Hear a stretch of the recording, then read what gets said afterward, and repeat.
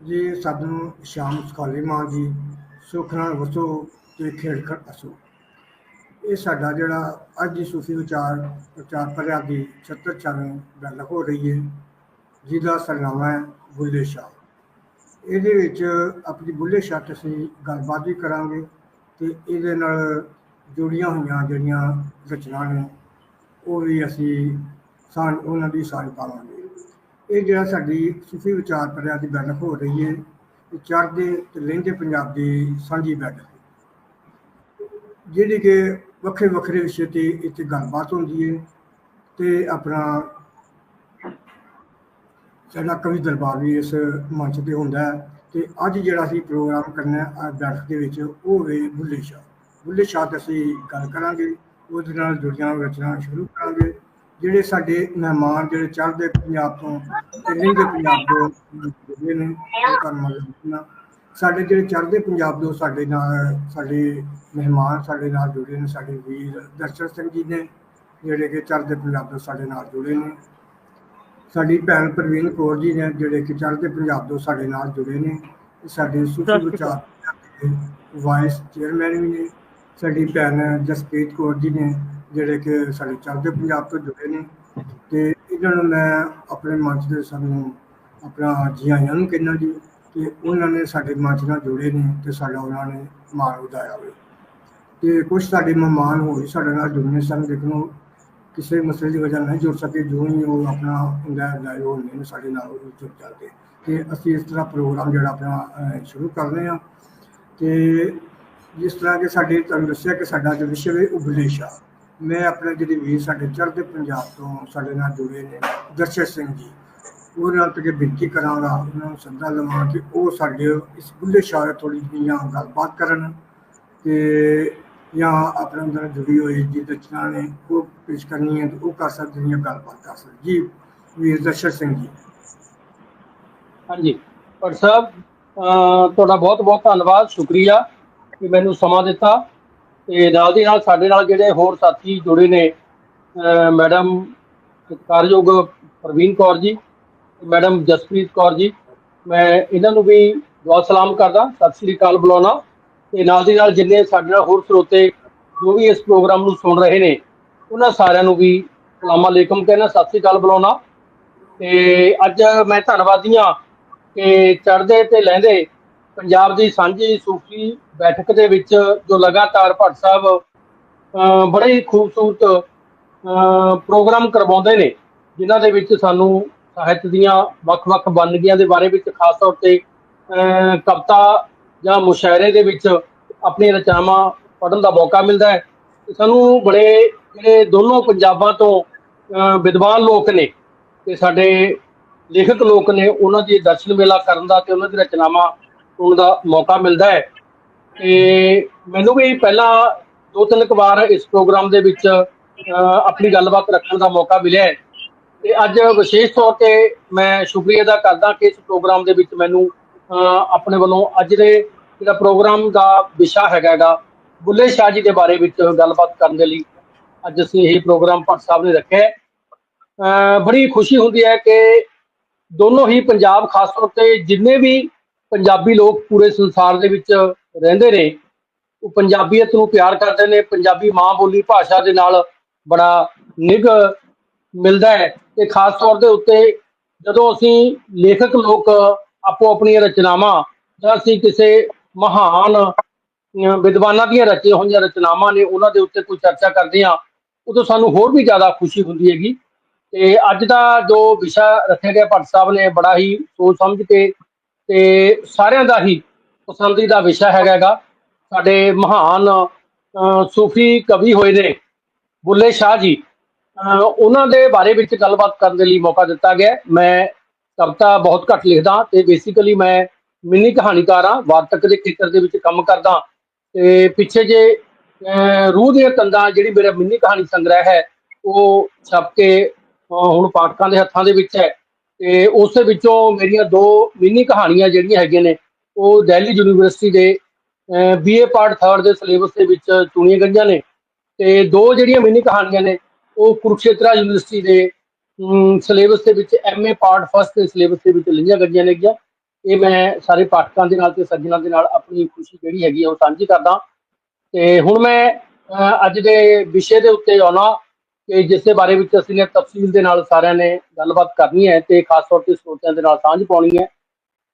ਬੁੱਲੇ ਸ਼ਾਹ ਜੀ, ਜਦੋਂ ਬੁੱਲੇ ਸ਼ਾਹ ਜੀ ਦਾ ਨਾਂ ਸਾਡੀਆਂ ਲਬਾਂ ਦੇ ਉੱਤੇ ਆਉਂਦਾ ਹੈ, ਜ਼ਹਿਨ ਦੇ ਵਿੱਚ ਆਉਂਦਾ ਹੈ, ਤਾਂ ਨਾਲ ਦੀ ਨਾਲ ਸਾਡਾ ਸਾਰਿਆਂ ਦਾ ਸਤਿਕਾਰ ਦੇ ਨਾਲ ਸਿਰ ਝੁਕ ਜਾਂਦਾ ਹੈ ਕਿ ਉਹਨਾਂ ਦੀ ਜਿਹੜੀ ਮਹਾਨ ਕਿਰਤ ਹੈ, ਉਹਨਾਂ ਦਾ ਸੱਚਾ ਸੁੱਚਾ ਜੀਵਨ ਹੈ, ਉਹਨਾਂ ਦਾ ਸੂਫੀਆਨਾ ਜੋ ਕਲਾਮ ਹੈ, ਉਹ ਉਹਨਾਂ ਨੇ ਇਸ ਕਦਰ ਰੱਖਿਆ ਕਿ ਉਹਨਾਂ ਨੇ ਆਪਣੀ ਆਮ ਤੌਰ ਦੇ ਉੱਤੇ ਪਾਠਕਾਂ ਦਾ ਲੇਖਕਾਂ ਦੇ ਨਾਲ ਗਿਲਾ ਸ਼ਿਕਵਾ ਰਹਿੰਦਾ ਹੈ ਕਿ ਲੇਖਕ ਉਸੇ ਨੂੰ ਹੀ ਸਰਵ ਪ੍ਰਵਾਨਿਤ ਮੰਨਿਆ ਜਾਂਦਾ ਹੈ ਤੇ ਪਾਠਕਾਂ ਦੇ ਦਿਲਾਂ ਦੇ ਵਿੱਚ ਉਸ ਦੀ ਰਚਨਾ ਜਿਹੜੀ ਹੈਗੀ ਹੈ ਧੁਰੰਦਰ ਤੱਕ ਪਹੁੰਚ ਜਾਂਦੀ ਹੈ, ਪ੍ਰਭਾਵ ਛੱਡਦੀ ਹੈ ਪੱਕੇ ਤੌਰ ਦੇ ਉੱਤੇ, ਤੇ ਜਿਨ੍ਹਾਂ ਦੀ ਕਹਿਣੀ ਤੇ ਕਥਨੀ, ਜਿਨ੍ਹਾਂ ਦਾ ਜਿਸ ਤਰ੍ਹਾਂ ਦਾ ਉਹ ਜਿਉਂਦੇ ਨੇ ਉਸ ਤਰ੍ਹਾਂ ਦੀਆਂ ਉਹ ਰਚਨਾਵਾਂ ਲਿਖਦੇ ਨੇ, ਉਹਨਾਂ ਦਾ ਪ੍ਰਭਾਵ ਵੱਡੇ ਪੱਧਰ ਦੇ ਉੱਤੇ ਪੈਂਦਾ ਹੈ। ਤਾਂ ਬੁੱਲੇ ਸ਼ਾਹ ਜੀ ਦੇ ਬਾਰੇ ਵਿੱਚ ਅਸੀਂ ਸਾਰੇ ਜਣੇ ਇੱਕ ਥਾਪੜ ਕੇ ਤੇ ਪੂਰੇ ਜ਼ੋਰੋ ਸ਼ੋਰ ਦੇ ਨਾਲ ਇਹ ਗੱਲ ਕਹਿ ਸਕਦੇ ਹਾਂ ਕਿ ਬੁੱਲੇ ਸ਼ਾਹ ਜੀ ਨੇ ਜੋ ਕੁਝ ਵੀ ਆਤਮਾ ਤੇ ਪਰਮਾਤਮਾ, ਆਪਣੀ ਆਤਮਾ ਤੇ ਅੱਲਾ ਨੂੰ ਇੱਕਮਿਕ ਕਰਨ ਦੇ ਲਈ ਬਿਰਹਾ ਦੇ ਰੂਪ ਦੇ ਵਿੱਚ ਉਸ ਨੂੰ ਲਗਾਤਾਰ ਮਿਲਣ ਦੇ ਲਈ ਉਸ ਦੀ ਸਿਫਤ ਸਲਾਹ ਦੇ ਵਿੱਚ ਉਸੇ ਰੂਹ ਦਾ, ਆਤਮਾ ਦਾ ਪਰਮਾਤਮਾ ਤੋਂ ਵਿਛੋੜਾ ਤੇ ਲਗਾਤਾਰ ਉਸ ਗੱਲ ਦੀ ਤੜਫ ਕੇ ਕਦੋਂ ਆਪਣੇ ਪਰਮਾਤਮਾ ਦੇ ਨਾਲ, ਪਤੀ ਪਰਮੇਸ਼ਰ ਦੇ ਨਾਲ ਮਿਲਿਆ ਜਾਵੇ, ਉਸ ਗੱਲ ਨੂੰ ਆਧਾਰ ਬਣਾ ਕੇ ਬੁੱਲੇ ਸ਼ਾਹ ਜੀ ਨੇ ਆਪਣੀਆਂ ਰਚਨਾਵਾਂ ਲਿਖੀਆਂ। ਬੁੱਲੇ ਸ਼ਾਹ ਜੀ ਜੋ ਕਿ 1680 ਦੇ ਵਿੱਚ ਜੋ ਉਹਨਾਂ ਦਿਨਾਂ ਦੇ ਤਵਾਰੀਖ ਲਿਖਣ ਵਾਲੇ ਲੋਕ ਨੇ ਉਹਨਾਂ ਨੇ ਦੱਸਿਆ ਹੈ ਕਿ 1680 ਦੇ ਵਿੱਚ ਉਹਨਾਂ ਦਾ ਜਨਮ ਹੋਇਆ ਤੇ ਪੰਜਾਬੀ ਸੂਫੀ ਕਾਵਿ ਦੇ 4 ਮੀਨਾਰ ਸਾਡੇ ਵਿਦਵਾਨਾਂ ਨੇ, ਖਾਸ ਤੌਰ ਤੇ ਇਤਿਹਾਸਕਾਰਾਂ ਨੇ ਮੰਨੇ ਨੇ।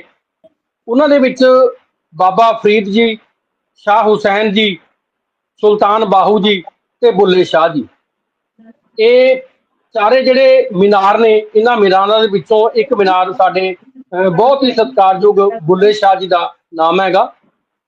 ਬੁੱਲੇ ਸ਼ਾਹ ਜੀ ਦੇ ਬਾਰੇ ਵਿੱਚ ਉਹਨਾਂ ਸਮਕਾਲੀ ਜੋ ਇਤਿਹਾਸਕਾਰ ਨੇ ਉਹ ਲਿਖਦੇ ਨੇ ਕਿ ਉਹਨਾਂ ਦਾ ਜੋ ਬਚਪਨ ਦਾ ਨਾਮ ਮਾਤਾ ਪਿਤਾ ਨੇ ਰੱਖਿਆ ਉਹ ਅਬਦੁੱਲਾ ਸ਼ਾਹ ਉਹਨਾਂ ਦਾ ਨਾਮ ਰੱਖਿਆ, ਤੇ ਅਬਦੁੱਲਾ ਸ਼ਾਹ ਜਦੋਂ ਨਾਮ ਰੱਖਿਆ ਉਸੇ ਸਮੇਂ ਤੋਂ ਬਚਪਨ ਤੋਂ ਹੀ ਬੁੱਲੇ ਸ਼ਾਹ ਜੀ ਦੇ ਬਾਰੇ ਵਿੱਚ ਇਹ ਗੱਲ ਇਤਿਹਾਸਕਾਰਾਂ ਨੇ ਦੱਸੀ ਹੈ ਕਿ ਉਹਨਾਂ ਦਾ ਬਚਪਨ ਤੋਂ ਹੀ ਜਿਹੜਾ ਧਿਆਨ ਸੀ ਉਹ ਅੱਲਾ ਦੇ ਵੱਲ ਲੱਗਿਆ ਹੋਇਆ ਸੀ, ਪਰਮਾਤਮਾ ਦੇ ਨਾਲ ਮਿਲਣ ਦੇ ਲਈ ਉਹ ਤਾਂਘ ਬਚਪਨ ਤੋਂ ਹੀ ਉਹਨਾਂ ਦੇ ਮਨ ਦੇ ਵਿੱਚ ਲਗਾਤਾਰ ਤੜਫ ਹੋ ਰਹੀ ਸੀ। ਤੇ ਅਬਦੁੱਲਾ ਸ਼ਾਹ ਜਦੋਂ ਉਹਨਾਂ ਨੂੰ ਤਾਲੀਮ ਦੇਣ ਦੀ ਗੱਲ ਸ਼ੁਰੂ ਹੋਈ ਬਚਪਨ ਦੇ ਵਿੱਚ, ਆਪਣੇ ਪਿਤਾ ਜੀ ਤੋਂ ਹੀ ਉਹਨਾਂ ਨੇ ਜਿਹੜੀ ਮੁੱਢਲੀ ਸਿੱਖਿਆ ਹੈ ਉਹ ਫਾਰਮਲ ਐਜੂਕੇਸ਼ਨ ਦੇ ਤੌਰ ਦੇ ਉੱਤੇ ਆਪਣੇ ਘਰ ਦੇ ਵਿੱਚੋਂ ਹੀ ਪ੍ਰਾਪਤ ਕੀਤੀ। ਤੇ ਬੁੱਲੇ ਸ਼ਾਹ ਜੀ ਲਗਾਤਾਰ ਜਦੋਂ ਘਰ ਦੇ ਵਿੱਚ ਉਹ ਤਾਲੀਮ ਹਾਸਲ ਕਰਦੇ ਸੀ, ਉਸੇ ਸਮੇਂ ਤੋਂ ਲੈ ਕੇ ਹੀ ਉਹ ਲਗਾਤਾਰ ਅੱਲਾ ਦੇ ਬਾਰੇ ਵਿੱਚ, ਪਰਮਾਤਮਾ ਦੇ ਬਾਰੇ ਵਿੱਚ ਆਪਣੀ ਗੱਲਬਾਤ ਕਰਦੇ ਸੀ। ਤੇ ਲਗਾਤਾਰ ਜਦੋਂ ਉਹਨਾਂ ਦਾ ਲਿਖਣ ਵਾਲੇ ਪਾਸੇ ਵੱਲ ਨੂੰ ਰੌਂ ਹੋਇਆ ਚੱਲਿਆ, ਕਿਉਂਕਿ ਮੈਂ ਸੰਖੇਪ ਦੇ ਵਿੱਚ ਹੀ ਗੱਲਬਾਤ ਕਰੂੰਗਾ, ਜ਼ਿਆਦਾ ਤਫਸੀਲ ਦੇ ਵਿੱਚ ਸਾਡੇ ਬਾਕੀ ਸਾਥੀ ਲੋਕ ਕਰਨਗੇ। ਮੇਰਾ ਜਿਹੜਾ ਵਿਸ਼ਾ ਵਸਤੂ ਲਗਾਤਾਰ ਜ਼ਿਆਦਾਤਰ ਰਹੇਗਾ ਉਹਨਾਂ ਦੀ ਜਿਹੜੀ ਸਮੁੱਚੀ ਰਚਨਾ ਪ੍ਰਕਿਰਿਆ ਹੈ ਉਸੇ ਬਾਰੇ ਵਿੱਚ। ਬੁੱਲੇ ਸ਼ਾਹ ਜੀ ਦੇ ਬਾਰੇ ਵਿੱਚ ਅਸੀਂ ਸਾਰੇ ਜਣੇ ਭਲੀ ਭਾਂਤ ਜਾਣਦੇ ਹਾਂ ਕਿ ਮੇਰਾ ਖਿਆਲ ਹੈ ਚੜ੍ਹਦੇ ਤੇ ਲਹਿੰਦੇ ਪੰਜਾਬ ਦੇ ਵਿੱਚ ਕੋਈ ਵੀ ਸਕੂਲ ਕਾਲਜ ਦਾ ਕਿਸੇ ਵੀ ਪੱਧਰ ਦਾ ਕੋਈ ਸਿਲੇਬਸ ਨਹੀਂ ਹੋਣਾ ਜਿਸ ਸਿਲੇਬਸ ਦੇ ਵਿੱਚ ਬੁੱਲੇ ਸ਼ਾਹ ਜੀ ਦੀ ਕੋਈ ਨਾ ਕੋਈ ਰਚਨਾ ਪੰਜਾਬੀ ਦੇ ਵਿੱਚ ਨਾ ਲਈ ਗਈ ਹੋਵੇ। ਤਾਂ ਵਿਦਵਾਨ ਤਾਂ ਇਹ ਗੱਲ ਵੀ ਕਹਿੰਦੇ ਨੇ ਕਿ ਜਿਸ ਸਿਲੇਬਸ ਦੇ ਵਿੱਚ ਬੁੱਲੇ ਸ਼ਾਹ ਜੀ ਦੀ ਕੋਈ ਰਚਨਾ ਨਹੀਂ ਪਾਏਗੀ ਕਿਸੇ ਵੀ ਸਕੂਲ ਜਾਂ ਕਾਲਜ ਜਾਂ ਯੂਨੀਵਰਸਿਟੀ ਪੱਧਰ ਦੇ ਉੱਤੇ, ਤਾਂ ਉਸ ਸਿਲੇਬਸ ਨੂੰ ਸੰਪੂਰਨ ਹੀ ਨਹੀਂ ਮੰਨਿਆ ਜਾਂਦਾ। ਉਸੇ ਪਿੱਛੇ ਕਾਰਨ ਕੀ ਹੈ ਪਿੱਠ ਭੂਮੀ ਦੇ ਵਿੱਚ ਕਿ ਬੁੱਲੇ ਸ਼ਾਹ ਜੀ ਨੇ ਜੋ ਆਪਣੀਆਂ ਰਚਨਾਵਾਂ ਲਿਖੀਆਂ ਉਹ ਰਚਨਾਵਾਂ ਇਸ ਕਦਰ ਸਨ ਕਿ ਉਹਨਾਂ ਨੇ ਜਿਹੜੀ ਠੇਠ ਆਪਣੀ ਪੰਜਾਬੀ ਹੈਗੀ ਉਸ ਲੋਕਾਂ ਦੀ ਲੋਕਾਈ ਦੀ ਭਾਸ਼ਾ ਹੈਗੀ ਉਥੋਂ ਦੇ ਜੋ ਚਿੰਨ੍ਹ ਨੇ ਉਹ ਲੈ ਕੇ ਲੋਕਾਂ ਦੇ ਪੱਧਰ ਤੇ ਜਾ ਕੇ ਲੋਕਾਂ ਦੀ ਸਮਝ ਆਉਣ ਵਾਲੀ ਭਾਸ਼ਾ ਦੇ ਵਿੱਚ ਉਹਨਾਂ ਨੇ ਆਪਣੀਆਂ ਜਿਹੜੀਆਂ ਰਚਨਾਵਾਂ ਨੇ ਉਹਨਾਂ ਨੂੰ ਰਚਿਆ। ਤੇ ਬੁੱਲੇ ਸ਼ਾਹ ਜੀ ਦੇ ਬਾਰੇ ਵਿੱਚ ਇਹ ਗੱਲ ਬੜੀ ਕਹੀ ਜਾਂਦੀ ਹੈ ਕਿ ਉਹਨਾਂ ਦੀਆਂ ਜਿਹੜੀਆਂ ਕਾਫੀਆਂ ਨੇ, ਜਦੋਂ ਕਿ ਉਹਨਾਂ ਸਮਿਆਂ ਤੋਂ ਹੀ ਲੋਕ ਬੜੇ ਧਿਆਨ ਦੇ ਨਾਲ ਸੁਣਦੇ ਗਾਉਂਦੇ ਤੇ ਲਗਾਤਾਰ ਆਪੋ ਆਪਣੇ ਢੰਗਾਂ ਦੇ ਨਾਲ ਉਸ ਨੂੰ ਵਿਚਾਰਦੇ ਰਹੇ ਨੇ। ਅੱਜ ਜਦੋਂ ਅਸੀਂ ਉਹਨਾਂ ਦੀ ਸਮੁੱਚੀ ਰਚਨਾ ਪ੍ਰਕਿਰਿਆ ਦੇ ਉੱਤੇ ਗੱਲਬਾਤ ਕਰਦੇ ਹਾਂ ਤਾਂ ਲਹਿੰਦੇ ਤੇ ਚੜ੍ਹਦੇ ਪੰਜਾਬ ਦੇ ਵਿੱਚ ਜਿੰਨੀਆਂ ਵੀ ਪੰਜਾਬੀ ਨਾਲ ਸੰਬੰਧਿਤ ਫਿਲਮਾਂ, ਜੇ 100 ਫਿਲਮਾਂ ਬਣਦੀਆਂ ਨੇ, 100 ਫਿਲਮਾਂ ਦੇ ਵਿੱਚੋਂ ਤਕਰੀਬਨ 50% ਫਿਲਮਾਂ ਦੇ ਵਿੱਚ ਗਾਹੇ ਬਗਾਹੇ ਡਾਇਰੈਕਟ ਔਰ ਇਨਡਾਇਰੈਕਟ ਬੁੱਲੇ ਸ਼ਾਹ ਜੀ ਦੀਆਂ ਕਾਫੀਆਂ ਦੀ ਗੱਲਬਾਤ ਜ਼ਰੂਰ ਹਰ ਹਾਲਤ ਦੇ ਵਿੱਚ ਲਈ ਜਾਂਦੀ ਹੈਗੀ। ਇੱਥੋਂ ਤੱਕ ਕਿ ਮੈਂ ਵੱਖ-ਵੱਖ ਜਿਹੜੇ ਯੂਨੀਵਰਸਿਟੀ ਕਾਲਜਾਂ ਦੇ ਯੂਥ ਫੈਸਟੀਵਲ ਨੇ ਉਹਨਾਂ ਦੇ ਵਿੱਚ ਜਾਣ ਦਾ ਮੌਕਾ ਮਿਲਦਾ ਹੈ। ਆਮ ਤੌਰ ਦੇ ਉੱਤੇ ਇਹ ਦੇਖਿਆ ਜਾਂਦਾ ਹੈ ਕਿ ਜਿਹੜੇ ਕਵੀ ਆਪਣੀਆਂ ਰਚਨਾਵਾਂ ਸੂਫੀਆਨਾ ਅੰਦਾਜ਼ ਦੇ ਵਿੱਚ ਰਚਦੇ ਨੇ, ਉਹਨਾਂ ਨੂੰ ਜਿਹੜੀਆਂ ਅਗਲੀਆਂ ਪੀੜ੍ਹੀਆਂ ਨੇ, ਖਾਸ ਤੌਰ ਤੇ ਮਾਡਰਨ ਇਰਾ ਦੀਆਂ ਪੀੜ੍ਹੀਆਂ ਨੇ, ਉਹ ਉਹਨਾਂ ਦੀ ਰਚਨਾ ਨੂੰ ਉਹਨਾਂ ਜ਼ਿਆਦਾ ਨੇੜਿਓਂ ਹੋ ਕੇ ਨਹੀਂ ਗਾਉਂਦੀਆਂ ਤੇ ਸੁਣਦੀਆਂ। ਪਰ ਬੁੱਲੇ ਸ਼ਾਹ ਜੀ ਦੇ ਹਿੱਸੇ ਇਹ ਗੱਲਬਾਤ ਆਈ ਹੈ ਕਿ ਉਹਨਾਂ ਨੇ ਜੋ ਵੀ ਆਪਣੀਆਂ ਰਚਨਾਵਾਂ ਲਿਖੀਆਂ ਨੇ, ਉਹਨਾਂ ਦੀਆਂ ਬਹੁਤੀਆਂ ਰਚਨਾਵਾਂ ਲੋਕਾਂ ਦੀ ਜ਼ੁਬਾਨ ਦੇ ਉੱਤੇ ਇਸ ਕਦਰ ਚੜ੍ਹ ਗਈਆਂ ਨੇ ਕਿ ਅੱਜ ਦਾ ਨੌਜਵਾਨ ਯੂਥ ਫੈਸਟੀਵਲਾਂ ਦੇ ਵਿੱਚ ਵੀ ਜਿਹੜੇ ਕੰਪੀਟੀਸ਼ਨ ਹੁੰਦੇ ਨੇ, ਹਰ ਫੈਸਟੀਵਲ ਪੱਧਰ ਦੇ ਉੱਤੇ ਉਹਨਾਂ ਦੀਆਂ ਜਿਹੜੀਆਂ ਕਾਫੀਆਂ ਨੇ ਉਹਨਾਂ ਕੰਪੀਟੀਸ਼ਨਾਂ ਦੇ ਵਿੱਚ ਸੁਣਾਈਆਂ ਜਾਂਦੀਆਂ ਨੇ। ਜਿੰਨੇ ਵੀ ਪ੍ਰੋਗਰਾਮ, ਚਾਹੇ ਉਹ ਜਸ਼ਨ ਹੋਣ, ਚਾਹੇ ਉਹ ਰੱਬ ਦੀ ਇਬਾਦਤ ਕਰਨ ਨਾਲ ਸੰਬੰਧਿਤ ਕੋਈ ਫੰਕਸ਼ਨ ਹੋਣ, ਉਹਨਾਂ ਦੇ ਵਿੱਚ ਵੀ ਜਿਹੜੇ ਵੱਖ-ਵੱਖ ਗਾਇਕ ਨੇ ਆਮ ਤੌਰ ਦੇ ਉੱਤੇ ਆਪਣੇ ਪ੍ਰੋਗਰਾਮ ਦੀ ਸ਼ੁਰੂਆਤ ਹੀ ਬੁੱਲੇ ਸ਼ਾਹ ਜੀ ਦੀਆਂ ਕਾਫੀਆਂ ਦੇ ਨਾਲ ਕਰਦੇ ਨੇਗੇ।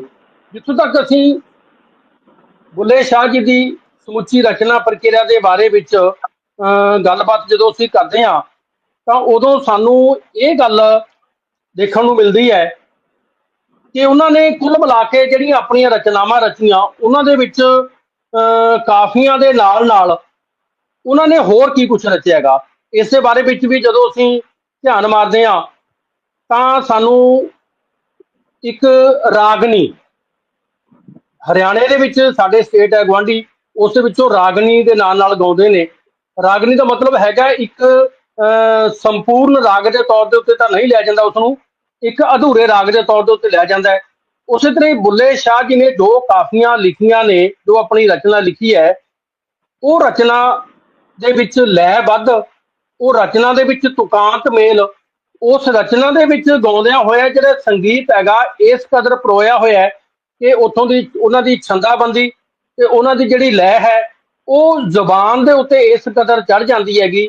ਇੱਕ ਸ੍ਰੀ ਗੁਰੂ ਨਾਨਕ ਦੇਵ ਜੀ ਨੇ ਜਦੋਂ ਆਪਣੀ ਰਚਨਾ ਲਿਖੀ ਹੈ, ਉਹਨਾਂ ਨੇ ਵੀ ਰਾਗ ਭਰਪੂਰ ਜਿਹੜੀ ਰਚਨਾ ਹੈ ਉਸ ਦੇ ਵਿੱਚ ਸਿੱਧੇ ਤੌਰ ਦੇ ਉੱਤੇ ਸੰਕੇਤ ਦਿੱਤੇ ਨੇਗੇ। ਉਸੇ ਤਰ੍ਹਾਂ ਦੇ ਜਿਹੜੇ ਸੰਕੇਤ ਨੇ ਸਾਨੂੰ ਬੁੱਲੇ ਸ਼ਾਹ ਜੀ ਦੇ ਬਾਰੇ ਵਿੱਚ ਵੀ ਉਹਨਾਂ ਦੀਆਂ ਰਚਨਾਵਾਂ ਦੇ ਵਿੱਚੋਂ ਮਿਲਦੇ ਨੇਗੇ। ਤੇ ਬੁੱਲੇ ਸ਼ਾਹ ਜੀ ਦੇ ਬਾਰੇ ਵਿੱਚ ਇੱਕ ਗੱਲ ਉਹਨਾਂ ਦੇ ਬਚਪਨ ਤੋਂ ਹੀ ਪਰਿਵਾਰ ਦੇ ਵਿੱਚੋਂ ਇਹ ਗੱਲਬਾਤ ਕਹਿਣ ਨੂੰ ਸੁਣਨ ਨੂੰ ਮਿਲਦੀ ਸੀ ਕਿ ਬੁੱਲੇ ਸ਼ਾਹ ਜੀ ਦਾ ਧਿਆਨ ਆਪਣੇ ਅੱਲਾ ਦੀ ਪ੍ਰਾਪਤੀ ਵਾਲੇ, ਅੱਲਾ ਦੀ ਉਸਤਤ ਦੇ ਬਾਰੇ ਵਿੱਚ ਲਗਾਤਾਰ ਉਹ ਲਿਖਦੇ ਸੀ। ਘਰ ਦੇ ਵਿੱਚ ਉਹਨਾਂ ਦਾ ਧਿਆਨ ਜਿਹੜੀ ਸਾਡੀ ਸਮਾਜਿਕ ਪ੍ਰਕਿਰਿਆ ਹੈ, ਪਰਿਵਾਰਕ ਪ੍ਰਕਿਰਿਆ ਹੈ, ਦੁਨਿਆਵੀ ਪ੍ਰਕਿਰਿਆ ਹੈ, ਉਸ ਵਾਲੇ ਪਾਸੇ ਨਾ ਰਹਿ ਕੇ ਰੱਬ ਦੀ ਇਬਾਦਤ ਵਾਲੇ ਪਾਸੇ ਵੱਲ ਨੂੰ ਚੱਲਦਾ ਸੀ। ਵਿਦਵਾਨ ਇਹ ਗੱਲ ਦੱਸਦੇ ਨੇ ਸਾਹਿਤਕਾਰ ਕਿ ਉਹਨਾਂ ਦੇ ਪਰਿਵਾਰ ਦੇ ਵਿੱਚੋਂ ਕੇਵਲ ਤੇ ਕੇਵਲ ਉਹਨਾਂ ਦੀ ਇੱਕ ਭੈਣ ਨੇ ਹੀ ਬੁੱਲੇ ਸ਼ਾਹ ਜੀ ਨੂੰ ਸਹੀ ਮਾਇਨੇ ਦੇ ਵਿੱਚ ਸਮਝਿਆ, ਕਿਉਂਕਿ ਪਰਿਵਾਰ ਦੇ ਵਿੱਚ ਬਾਕੀ ਜਿਹੜੇ ਸਾਰੇ ਦੇ ਸਾਰੇ ਮੈਂਬਰ ਸਨ, ਖਾਸ ਤੌਰ ਤੇ ਉਹਨਾਂ ਦੇ ਵੱਡੇ ਚਾਚੇ, ਤਾਏ, ਮਾਤਾ ਪਿਤਾ, ਉਹ ਸਾਰੇ ਜਣੇ ਇਹ ਗੱਲ ਚਾਹੁੰਦੇ ਨੇ, ਜਿਵੇਂ ਆਮ ਤੌਰ ਤੇ ਸਾਡੇ ਇੱਕ ਕਹਾਵਤ ਹੈ ਕਿ ਭਗਤ ਸਿੰਘ ਤਾਂ ਜਨਮੇ ਪਰ ਭਗਤ ਸਿੰਘ ਸਾਡੇ ਘਰ ਨਾ ਜਨਮੇ ਤੇ ਗੁਆਂਢੀਆਂ ਦੇ ਜਨਮੇ। ਇਸੇ ਤਰ੍ਹਾਂ ਹੀ ਬੁੱਲੇ ਸ਼ਾਹ ਜੀ ਦਾ ਧਿਆਨ ਜਦੋਂ ਲਗਾਤਾਰ ਇਬਾਦਤ ਕਰਨ ਵਾਲੇ ਪਾਸੇ, ਅੱਲਾ ਵਾਲੇ ਪਾਸੇ ਸੀ, ਮਾਤਾ ਪਿਤਾ ਜੀ ਇਹ ਗੱਲ ਸੋਚਦੇ ਸਨ ਕਿ ਸਾਡਾ ਬੱਚਾ ਘਰ ਦੇ ਵਿੱਚ ਰਹੇ ਤੇ ਦੁਨਿਆਵੀ ਪ੍ਰਕਿਰਿਆਵਾਂ ਦੇ ਵਿੱਚ ਰਹੇ ਤੇ ਆਪਣਾ ਵਿਆਹ ਸ਼ਾਦੀ ਰਚਾਵੇ ਤੇ ਇੱਕ ਪਰਿਵਾਰ ਬਣਾਵੇ। ਪਰ ਬੁੱਲੇ ਸ਼ਾਹ ਜੀ ਦਾ ਧਿਆਨ ਇਸ ਪਾਸੇ ਨਹੀਂ ਸੀ ਤੇ ਬੁੱਲੇ ਸ਼ਾਹ ਜੀ ਨੇ ਇੱਕ ਆਪਣੀ ਜ਼ਿੰਦਗੀ ਦੇ ਵਿੱਚ ਜਿਹੜੀ ਇੱਕ ਮਹਾਨ ਕੰਮ ਕੀਤਾ, ਮਾਨਯੋਗ ਸ਼ੇਖ ਸ਼ਾਦੀ ਸਾਹਿਬ, ਉਹਨਾਂ ਦੀ ਇੱਕ ਰਚਨਾ ਹੈਗੀ ਗੁਲਿਸਤਾਨ। ਗੁਲਿਸਤਾਨ ਨੂੰ ਪੰਜਾਬੀ ਦੇ ਵਿੱਚ ਪਹਿਲੀ ਵਾਰੀ ਇਹਨਾਂ ਨੇ ਅਨੁਵਾਦ ਕੀਤਾ। ਤੇ ਬੁੱਲੇ ਸ਼ਾਹ ਜੀ ਦਾ ਜਿਹੜਾ ਸੁਭਾਅ ਸੀ ਉਹ ਬਚਪਨ ਤੋਂ ਹੀ ਮਸਤ ਮੌਲਾ, ਭਗਤੀ ਵਾਲੇ ਪਾਸੇ ਲਗਾਤਾਰ ਉਸ ਦੀ ਇਬਾਦਤ ਦੇ ਵਿੱਚ ਗਾਉਣ ਨੱਚਣ ਦਾ ਰਹਿੰਦਾ ਸੀ। ਤੇ ਬੁੱਲੇ ਸ਼ਾਹ ਜੀ ਨੇ ਦੇ ਬਾਰੇ ਵਿੱਚ ਇਹ ਗੱਲ ਵੀ ਉਹ ਕਹਿੰਦੇ ਸੀ, ਕਹਿੰਦੇ ਵੀ ਪੀਰ ਨੇ ਰੱਬ ਦੀ ਪ੍ਰਾਪਤੀ ਲਈ ਕੀ ਸਿੱਖਿਆ ਦਿੱਤੀ ਉਸ ਸਮੇਂ ਦੇ ਉੱਤੇ ਵੀ ਰੱਬ ਦੇ ਬਾਰੇ ਵਿੱਚ, ਅੱਲਾ ਦੇ ਬਾਰੇ ਵਿੱਚ ਇਹ ਕਿਹਾ, ਕਹਿੰਦਾ ਵੀ ਬੋਲਿਆ ਰੱਬ ਦਾ ਕੀ ਪਾਉਣਾ, ਇਧਰੋਂ ਪੁੱਟਣਾ ਤੇ ਉਧਰ ਲਾਉਣਾ। ਹੁਣ ਜਦੋਂ ਇੰਨੇ ਸੌਖੇ ਸ਼ਬਦਾਂ ਦੇ ਵਿੱਚ ਬੁੱਲੇ ਸ਼ਾਹ ਜੀ ਨੇ ਪਰਮਾਤਮਾ ਦੇ ਬਾਰੇ ਵਿੱਚ ਇਹ ਗੱਲਬਾਤ ਕਹੀ, ਤਾਂ ਉਸ ਸਮੇਂ ਕਹਿੰਦੇ ਇੱਕ ਵਾਰ ਦੀ ਘਟਨਾ, ਉਹਨਾਂ ਦੇ ਜੀਵਨ ਦੀ, ਬਚਪਨ ਦੀ ਘਟਨਾ ਹੈ ਕਿ ਜਦੋਂ ਡੇਰੇ ਦੇ ਵਿੱਚ ਗਏ ਹੋਏ ਸੀ, ਉੱਥੇ ਡੇਰੇ ਦੇ ਵਿੱਚ ਉਹਨਾਂ ਨੇ ਪਹੁੰਚ ਕੇ ਇੱਕ ਵਾਰ ਕਹਿੰਦੇ ਇਹ ਗੱਲ ਕਹਿ ਦਿੱਤੀ ਕਿ ਮੈਂ ਅੱਲਾ ਹਾਂ। ਜਦੋਂ ਉਹਨਾਂ ਨੇ ਮੈਂ ਅੱਲਾ ਹਾਂ ਕਿਹਾ ਤਾਂ ਉੱਥੋਂ ਦੇ ਜੋ ਪ੍ਰਬੰਧਕ ਸਨ ਉਹਨਾਂ ਨੇ ਬੁੱਲੇ ਨੂੰ ਝਿੜਕਿਆ, ਪਰ ਉਸ ਦੀ ਬਚਪਨ ਦੀ ਗੱਲਬਾਤ ਨੂੰ ਸਮਝ ਕੇ ਇਸ ਕਰਕੇ ਛੱਡ ਦਿੱਤਾ ਗਿਆ ਕਿ ਹਲੇ ਇਹ ਬਚਪਨ ਦੇ ਵਿੱਚ ਹੈ, ਇਸ ਕਰਕੇ ਇਸ ਨੂੰ ਹਲੇ ਇਹਨਾਂ ਨਹੀਂ ਪਤਾਗਾ, ਇਸ ਨੂੰ ਸਮਝਾਉਣ ਦੀ ਜ਼ਰੂਰਤ ਹੈ, ਇਸ ਨੂੰ ਜ਼ਿਆਦਾ ਕੁਝ ਕਹਿਣ ਦੀ ਜ਼ਰੂਰਤ ਨਹੀਂ ਹੈ। ਉਸਨੂੰ ਜਾਣੀ ਕਿ ਜੋ ਉੱਥੋਂ ਦੇ ਪ੍ਰਬੰਧਕ ਸਨ ਸਹੀ ਮਾਇਨੇ ਦੇ ਵਿੱਚ ਉਸ ਦੀ ਜਿਹੜੀ ਅੰਦਰ ਦੀ ਭਾਸ਼ਾ ਸੀ ਉਸ ਨੂੰ ਸਮਝਦੇ ਸਨ, ਉਹਨਾਂ ਨੇ ਕੋਈ ਜ਼ਿਆਦਾ ਗਿਲਾ ਸ਼ਿਕਵਾ ਨਹੀਂ ਕੀਤਾਗਾ। ਬੁੱਲੇ ਸ਼ਾਹ ਜੀ ਨੇ ਕੁੱਲ ਮਿਲਾ ਕੇ ਜਦੋਂ ਅਸੀਂ ਉਹਨਾਂ ਦੀ ਰਚਨਾ ਪ੍ਰਕਿਰਿਆ ਦੀ ਗੱਲ ਕਰਦੇ ਹਾਂ 156 ਕਾਫੀਆਂ ਰਚੀਆਂ ਨੇ। ਇਹਨਾਂ ਦੇ ਵਿੱਚ ਇੱਕ 12ਵਾਂ, 40 ਉਹਨਾਂ ਨੇ ਇਸੇ ਵਿੱਚ ਇੱਕ 18 ਤੇ 3 ਸ਼ੀਰਫੀਆਂ ਤੇ 48 ਦੋੜੇ ਤੇ 40 ਗੰਢਾਂ, ਇਹ ਉਹਨਾਂ ਦੀ ਸਮੁੱਚੀ ਰਚਨਾ ਪ੍ਰਕਿਰਿਆ ਦਾ ਹਿੱਸਾ ਹੈਗਾ। ਤੇ ਜਦੋਂ ਅਸੀਂ ਉਹਨਾਂ ਦੀ ਰਚਨਾ ਪ੍ਰਕਿਰਿਆ ਦੇ ਬਾਰੇ ਵਿੱਚ ਸੋਚਦੇ ਹਾਂ ਤਾਂ ਉਹਨਾਂ ਨੇ ਆਪਣੀ ਰਚਨਾ ਪ੍ਰਕਿਰਿਆ ਦੇ ਵਿੱਚ ਜਿੱਥੇ ਲੋਕਾਂ ਦੀ ਜ਼ੁਬਾਨ ਤੇ ਉਹਨਾਂ ਦਿਨਾਂ ਦੇ ਵਿੱਚ ਪ੍ਰਚਲਿਤ ਮੁਹਾਵਰੇ ਨੇ, ਲੋਕ ਅਖਾਣਾ ਨੇ, ਛੰਦ ਨੇ, ਉਹਨਾਂ ਨੂੰ ਤਾਲ ਦੇ ਨਾਲ ਇਸ ਢੰਗ ਨਾਲ ਸ਼ਿੰਗਾਰ ਕੇ ਆਪਣੀ ਰਚਨਾ ਦੇ ਵਿੱਚ ਪੇਸ਼ ਕੀਤਾ ਕਿ ਹਰ ਸ਼ਬਦ ਦੇ ਵਿੱਚ ਸੂਫੀਆਨਾ ਰੰਗ ਸਿੱਧੇ ਤੌਰ ਦੇ ਉੱਤੇ ਝਲਕਦਾ ਸੀ। ਬਹੁਤ ਸਾਰੇ ਉਹਨਾਂ ਦੀਆਂ ਜਿਹੜੀਆਂ ਰਚਨਾ ਪ੍ਰਕਿਰਿਆਵਾਂ ਨੇ, ਮੈਂ ਪੂਰੀ ਦੀ ਪੂਰੀ ਰਚਨਾ ਉਹਨਾਂ ਦੀ ਨਹੀਂ ਕਹੂੰਗਾ ਕਿਉਂਕਿ ਇੰਨਾ ਸਮਾਂ ਨਹੀਂ ਜੱਜ ਜਾਵੇਗਾ। ਜਿਵੇਂ ਇੱਕ ਰਚਨਾ ਹੈ ਉਹਨਾਂ ਦੀ, ਕਹਿੰਦਾ ਉੱਠ ਗਏ ਗੁਆਂਢੋਂ ਯਾਰ, ਰੱਬਾ ਹੁਣ ਕੀ ਕਰੀਏ। ਮੈਂ ਦੇਖਦਾ ਕਿ ਅੱਜ ਦਾ ਨੌਜਵਾਨ ਵਰਗ ਜਿਹੜਾ ਕਿ ਸੋਸ਼ਲ ਮੀਡੀਆ ਦੇ ਤੌਰ ਦੇ ਵਿੱਚ ਗਲਤਾਨ ਰਹਿੰਦਾ ਹੈ, ਉਸ ਨੂੰ ਫੁਰਸਤ ਦੇ ਪਲ ਨਹੀਂ ਹਨ, ਮਟੀਰੀਅਲਿਸਟਿਕ ਲਾਈਫ ਦੇ ਵਿੱਚ ਰਹੇ ਹਨ। ਪਰ ਉਸ ਸਮੇਂ ਦੇ ਵਿੱਚ ਵੀ ਬੁੱਲੇ ਸ਼ਾਹ ਜੀ ਦੇ ਉੱਠ ਗਏ ਗੁਆਂਢੋਂ ਯਾਰ, ਰੱਬਾ ਹੁਣ ਕੀ ਕਰੀਏ ਵਰਗੇ ਨੌਜਵਾਨਾਂ ਦੀ ਜ਼ੁਬਾਨ ਦੇ ਉੱਤੇ ਜਦੋਂ ਇਹ ਸ਼ਬਦ ਚੜੇ ਹੋਏ ਸਾਨੂੰ ਗੁਣਗੁਣਾਉਂਦੇ ਹੋਏ ਸੁਣਾਈ ਦਿੰਦੇ ਨੇ, ਤਾਂ ਉਦੋਂ ਇਸ ਕਦਰ ਇੱਕ ਸਕੂਨ ਮਹਿਸੂਸ ਹੁੰਦਾ ਹੈ ਕਿ ਬੁੱਲੇ ਸ਼ਾਹ ਜੀ ਦੀਆਂ ਰਚਨਾ ਦੇ ਵਿੱਚ ਆਪਣੇ ਆਪ ਦੇ ਵਿੱਚ ਉਹ ਇਬਾਦਤ ਵਾਲੀ ਗੱਲ ਹੈਗੀ ਹੈ, ਦਮਦਾਰ ਗੱਲ ਹੈਗੀ ਹੈ। ਇਸੇ ਕਰਕੇ ਨੌਜਵਾਨ ਵਰਗ ਉਹਨਾਂ ਦੇ ਕਾਫੀਆਂ ਨੂੰ, ਉਹਨਾਂ ਦੀਆਂ ਰਚਨਾਵਾਂ ਨੂੰ ਹੁਣ ਇਸੇ ਤਰ੍ਹਾਂ ਹੀ ਹੈ। ਇਸ਼ਕ ਦੀ ਨਵੀਓਂ ਨਵੀਂ ਬਹਾਰ, ਇਸ਼ਕ ਦੀ ਨਵੀਓਂ ਨਵੀਂ ਬਹਾਰ, ਹੁਣ ਇਸ ਲਾਈਨ ਨੂੰ ਲੈ ਕੇ ਹੀ ਪਤਾ ਹੀ ਨਹੀਂ ਕਿੰਨੇ ਲੋਕਾਂ ਨੇ ਸੇਧ ਲੈ ਕੇ ਬੁੱਲੇ ਸ਼ਾਹ ਜੀ ਦੇ ਇਸ ਰਚਨਾ ਤੋਂ ਆਪਣੀਆਂ ਰਚਨਾ ਪ੍ਰਕਿਰਿਆ ਜਾਂ ਫਿਲਮਾਂ ਦੇ ਵਿੱਚ ਜਾਂ ਗਾਣਿਆਂ ਦੇ ਵਿੱਚ ਜਾਂ ਉਹਨਾਂ ਨੇ ਆਪੋ ਆਪਣੀਆਂ ਕਵਿਤਾਵਾਂ ਦੇ ਵਿੱਚ, ਈਵਨ ਨਾਟਕਾਂ ਡਰਾਮਿਆਂ ਦੇ ਵਿੱਚ, ਪਿੱਠ ਭੂਮੀ ਦੇ ਵਿੱਚ ਜਿੰਨੇ ਵੀ ਜਿਹੜੇ ਕਲਾਕਾਰ ਨੇ ਉਹ ਗਾਣਿਆਂ ਦਾ ਸਹਾਰਾ ਲੈਂਦੇ ਨੇ ਆਪਣੇ ਸੀਨ ਨੂੰ ਫੁੱਲਫਿਲ ਕਰਨ ਦੇ ਲਈ, ਪੂਰਾ ਕਰਨ ਦੇ ਲਈ, ਪ੍ਰਭਾਵਿਤ ਕਰਨ ਦੇ ਲਈ, ਦਰਸ਼ਕਾਂ ਤੱਕ ਪਹੁੰਚਾਉਣ ਦੇ ਲਈ ਉਹ ਬੁੱਲੇ ਸ਼ਾਹ ਦੀਆਂ ਕਾਫੀਆਂ ਦੇ ਵਿੱਚੋਂ ਲਿਆ ਜਾਂਦਾ ਹੈਗਾ। ਤਾਂ ਮੈਂ ਕੁਝ ਕੁ 2-4 ਹੋਰ ਜਿਹੜੀਆਂ ਰਚਨਾਵਾਂ ਨੇ ਬੁੱਲੇ ਸ਼ਾਹ ਜੀ ਦੀਆਂ ਜਿਹੜੀਆਂ ਕਿ ਲੋਕਾਂ ਦੀ ਜ਼ੁਬਾਨ ਦੇ ਉੱਤੇ ਚੜੀਆਂ ਨੇ ਉਸ ਦੇ ਬਾਰੇ ਵਿੱਚ ਦੱਸਣਾ ਚਾਹਾਂਗਾ, ਸਾਂਝ ਪਾਉਣੀ ਚਾਹੂੰਗਾ। ਰਚਨਾ ਹੈ ਉਹਨਾਂ ਦੀ ਕਿ ਹਾਜੀ ਲੋਕ ਮੱਕੇ ਨੂੰ ਜਾਂਦੇ, ਮੇਰਾ ਰਾਂਝਾ ਮਾਹੀ ਮੱਕਾ ਨੀ ਮੈਂ ਕਮਲੀ ਹਾਂ। ਹੁਣ ਇਹ 3 ਲਾਈਨਾਂ ਸੰਖੇਪ ਸ਼ਬਦਾਂ ਦੇ ਵਿੱਚ, ਹਰ ਸ਼ਬਦ ਆਪਣੇ ਆਪ ਦੇ ਵਿੱਚ ਇਸ ਕਦਰ ਪਾਠਕ ਦੇ ਜਾਂ ਸਰੋਤੇ ਦੇ ਸਿਰ ਚੜ ਕੇ ਬੋਲਦਾ ਹੈ ਕਿ ਮੱਲੋ ਮੱਲੀ ਜਿਹੜਾ ਸਰੋਤਾ ਹੈ ਜਾਂ ਪਾਠਕ ਦਰਸ਼ਕ ਹੈ ਇਹਨਾਂ ਸ਼ਬਦਾਂ ਦੇ ਨਾਲ ਇੱਕਮਿਕ ਆਪਣੇ ਆਪ ਨੂੰ ਹੋਇਆ ਮਹਿਸੂਸ ਕਰਦਾ ਹੈ। ਕਿਉਂਕਿ ਜਦੋਂ ਬੁੱਲੇ ਸ਼ਾਹ ਜੀ ਉਹ ਰਾਂਝੇ ਦੀ ਗੱਲ ਕਰਦੇ ਨੇ, ਮਾਹੀ ਦੀ ਗੱਲ ਕਰਦੇ ਨੇ ਤੇ ਉਸ ਨੂੰ ਮੱਕਾ ਦੱਸਦੇ ਨੇ, ਤੇ ਫਿਰ ਉਹ ਕਮਲੀ ਯਾਰ ਦੀ ਗੱਲ ਕਰਦੇ ਨੇ, ਤਾਂ ਇਹ ਜਿਹੜੇ ਸ਼ਬਦ ਨੇ ਆਪਣੇ ਆਪ ਦੇ ਵਿੱਚ ਇਸ ਤਰ੍ਹਾਂ ਦੇ ਬਹੁਤ ਵੱਡੇ ਅਰਥ ਸਮੋਏ ਹੋਏ ਨੇ ਕਿ ਹਰ ਜਿਹੜੀ ਆਤਮਾ ਹੈ ਉਹਨਾਂ ਦੇ ਇਹਨਾਂ ਸ਼ਬਦਾਂ ਦੇ ਨਾਲ ਇੱਕ ਹੋ ਸਕਦੀ ਹੈਗੀ। ਅਗਲੀ ਜਿਹੜੀ ਉਹਨਾਂ ਦੀ ਰਚਨਾ ਦੀ ਮੈਂ ਜ਼ਿਕਰ ਕਰ ਦਾਂਗਾ, ਕਹਿੰਦਾ ਵੀ ਕਰ ਕੱਤਣ ਵੱਲ ਧਿਆਨ ਕੁੜੇ, ਤੈਂ ਕਦੀ ਨਾ ਸਮਝ ਨਿਦਾਨ ਕੁੜੇ। ਕੱਤਣ ਵੱਲ ਧਿਆਨ ਕੁੜੇ ਤੇ ਕਦੀ ਨਾ ਸਮਝ ਨਿਦਾਨ ਕੁੜੇ। ਹੁਣ ਇੱਥੇ ਲੜਕੀਆਂ ਦੇ ਤਰੰਜਣ ਦੀ ਗੱਲ ਲੈ ਕੇ, ਪਰ ਇੱਥੇ ਜਿਹੜੀ ਗੱਲ ਲੈਤੀ ਗਈ ਹੈ ਉਹਨਾਂ ਨੇ ਆਤਮਾ ਤੇ ਪਰਮਾਤਮਾ ਦੇ ਵਿਛੋੜੇ ਦੀ ਤੇ ਮਿਲਾਪ ਦੀ ਹੀ ਗੱਲ ਇਹਨਾਂ ਸ਼ਬਦਾਂ ਦੇ ਵਿੱਚ ਵੀ ਲੈਤੀ ਗਈ ਹੈਗੀ। ਹੁਣ ਅਗਲੀ ਜਿਹੜੀ ਉਹਨਾਂ ਦੀ ਰਚਨਾ 'ਚ ਮੈਂ ਗੱਲ ਕਰਦਾ, ਘੂੰਘਟ ਚੁੱਕ ਉਹ ਸੱਜਣਾ, ਹੁਣ ਸ਼ਰਮਾ ਕਾਹਨੂੰ ਰੱਖੀ ਆਵੇ। ਇੱਥੇ ਆਤਮਾ ਪਰਮਾਤਮਾ ਤੋਂ ਦੂਰ ਕਿਉਂ ਹੈ। ਬੁੱਲੇ ਸ਼ਾਹ ਜੀ ਦੀ ਜਦੋਂ ਅਸੀਂ ਕਾਫੀਆਂ ਦੇ ਬਾਰੇ ਵਿੱਚ, ਰਚਨਾ ਦੇ ਬਾਰੇ ਵਿੱਚ ਆਪਣੇ ਪੱਧਰ ਦੇ ਉੱਤੇ ਕੋਈ ਵੀ ਵਿਅਕਤੀ ਅਰਥ ਕਰਨ ਦੀ ਕੋਸ਼ਿਸ਼ ਕਰਦਾ ਹੈ ਤਾਂ ਬਹੁਤ ਆਪਣੇ ਆਪ ਨੂੰ ਬੌਣਾ ਮਹਿਸੂਸ ਕਰਦਾ ਹੈ। ਕਿਉਂਕਿ ਬੁੱਲੇ ਸ਼ਾਹ ਜੀ ਦੀ ਜਿਹੜੀ ਰਚਨਾ ਪ੍ਰਕਿਰਿਆ ਹੈ ਉਹ ਇਸ ਢੰਗ ਨਾਲ ਉੱਪਰ ਚਲੀ ਜਾਂਦੀ ਹੈ ਕਿ ਸ਼ਬਦਾਂ ਦਾ ਜਿਹੜਾ ਅਰਥ ਹੈ ਉਹ ਸਿੱਧੇ ਤੌਰ ਦੇ ਉੱਤੇ ਦਰਸ਼ਕਾਂ, ਸਰੋਤਿਆਂ ਤੇ ਪਾਠਕਾਂ ਦੀ ਹਿੱਕ ਦੇ ਵਿੱਚ ਜਾ ਕੇ ਵੱਜਦਾ ਹੈ। ਆ ਸੱਜਣਾ ਗਲ ਲੱਗ ਅਸਾਡੇ, ਆ ਸੱਜਣਾ ਗਲ ਲੱਗ ਅਸਾਡੇ, ਆਓ ਫਕੀਰੋ ਮੇਲੇ ਚੱਲੀਏ। ਹੁਣ ਫਕੀਰ ਕਿਹਨੂੰ ਕਿਹਾ, ਕਿਹੜੇ ਮੇਲੇ 'ਚ ਜਾਣ ਦੀ ਗੱਲ ਕੀਤੀ ਹੈ, ਮੈਨੂੰ ਦੱਸਣ ਦੀ ਲੋੜ ਨਹੀਂ ਹੈ। ਅਲਫ ਅੱਲਾ ਨਾਲ ਰਤਾ ਦਿਲ ਮੇਰਾ, ਅਲਫ ਅੱਲਾ ਨਾਲ ਰਤਾ ਦਿਲ ਮੇਰਾ, ਆਪਣੇ ਸੰਗ ਰਲਾਈ ਪਿਆਰੇ, ਆਪਣੇ ਸੰਗ ਰਲਾਈ ਪਿਆਰੇ, ਅਬ ਕਿਉਂ ਸਾਜਨ ਚਿਰ ਲਾਇਓ ਰੇ, ਅਬ ਕਿਉਂ ਸਾਜਨ ਚਿਰ ਲਾਇਓ ਰੇ, ਉਠ ਜਾਗ ਘੁੜਾੜੇ ਮਾਰ ਨਹੀਂ। ਇੱਥੇ ਵੀ ਲਗਾਤਾਰ ਵਿਛੋੜਾ, ਬਿਰਹਾ ਮੈਨੂੰ ਕਿਤੇ ਨਾ ਕਿਤੇ ਸਾਡੇ ਪੰਜਾਬੀ ਦੇ ਕਵੀ, ਜਿਨ੍ਹਾਂ ਨੂੰ ਅਸੀਂ ਬਿਰਹਾ ਦਾ ਕਵੀ ਵੀ ਕਹਿ ਦਿੰਦੇ ਆਗੇ, ਬਟਾਲਵੀ ਜੀ ਦੀ ਯਾਦ ਉਸ ਸਮੇਂ ਆ ਜਾਂਦੀ ਹੈ ਕਿ ਉਹਨਾਂ ਨੇ ਵੀ ਲਗਾਤਾਰ ਇਸ਼ਕ, ਇਬਾਦਤ, ਪਰਮਾਤਮਾ ਨਾਲ ਇਸ਼ਕ ਦੀ ਗੱਲ ਕੀਤੀ।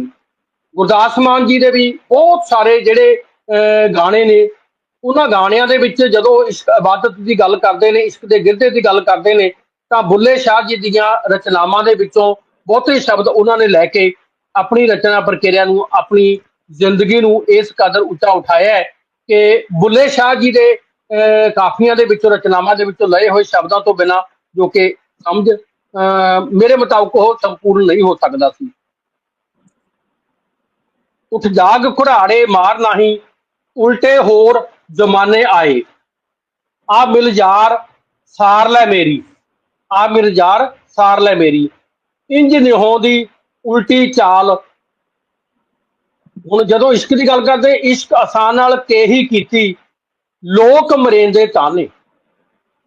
ਇੱਥੇ ਜਿਹੜੇ ਸ਼ਬਦ ਨੇ ਉਹਨਾਂ ਨੇ ਉਸ ਖਿੱਤੇ ਦੇ ਵਿੱਚੋਂ, ਉਸ ਇਲਾਕੇ ਦੇ ਲੋਕਾਂ ਦੇ ਲੈ ਕੇ ਆਪਣੀ ਰਚਨਾ ਨੂੰ ਲੋਕਾਂ ਦੇ ਨਾਲ ਸਿੱਧੇ ਤੌਰ ਦੇ ਉੱਤੇ ਪ੍ਰਵਾਨਿਤ ਕਰਵਾ ਲਿਆ।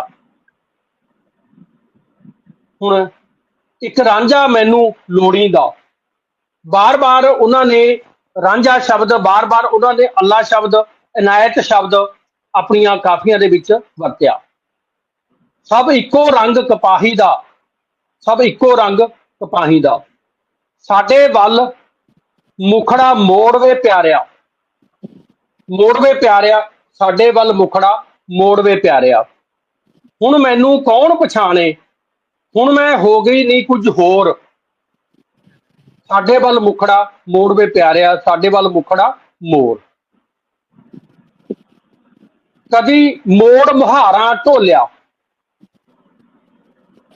ਘੂੰਘਟ ਓਲੇ ਨਾ ਲੁਕ ਸੱਜਣਾ, ਘੂੰਘਟ ਓਲੇ ਨਾ ਲੁਕ ਸੱਜਣਾ, ਨੀ ਸਈਓ ਮੈਂ ਗਈ ਗਵਾਚੀ। ਇੱਥੇ ਆਪਣੇ ਆਪ ਨੂੰ ਉਹ ਆਤਮਾ ਤੇ ਪਰਮਾਤਮਾ ਤੋਂ ਵਿਛੜ ਕੇ ਦੂਰ ਹੋਇਆ ਦੀ ਜਿਹੜੀ ਗਵਾਹੀ ਦਿੰਦੇ ਨੇ, ਵਿਛੋੜੇ ਦੀ ਗੱਲ, ਉਹ ਜਿਹੜੀ ਹੂਕ ਹੈ ਦਿਲ ਦੇ ਵਿੱਚ ਉਹਨਾਂ ਦੇ ਉੱਠ ਰਹੀ ਹੈਗੀ, ਉਸ ਦੀ ਉਸਤ ਦੇ ਵਿੱਚ ਉਸ ਨੂੰ ਸਿੱਧੇ ਸ਼ਬਦਾਂ ਦੇ ਵਿੱਚ ਬਿਆਨਿਆ ਗਿਆ। ਪਿਆਰਿਆ ਸਾਨੂੰ ਮਿਠੜਾ ਨਾ ਲੱਗਦਾ, ਬੁੱਲਾ ਕੀ ਜਾਣਾ ਮੈਂ ਕੌਣ, ਬੁੱਲਾ ਕੀ ਜਾਣਾ ਮੈਂ ਕੌਣ।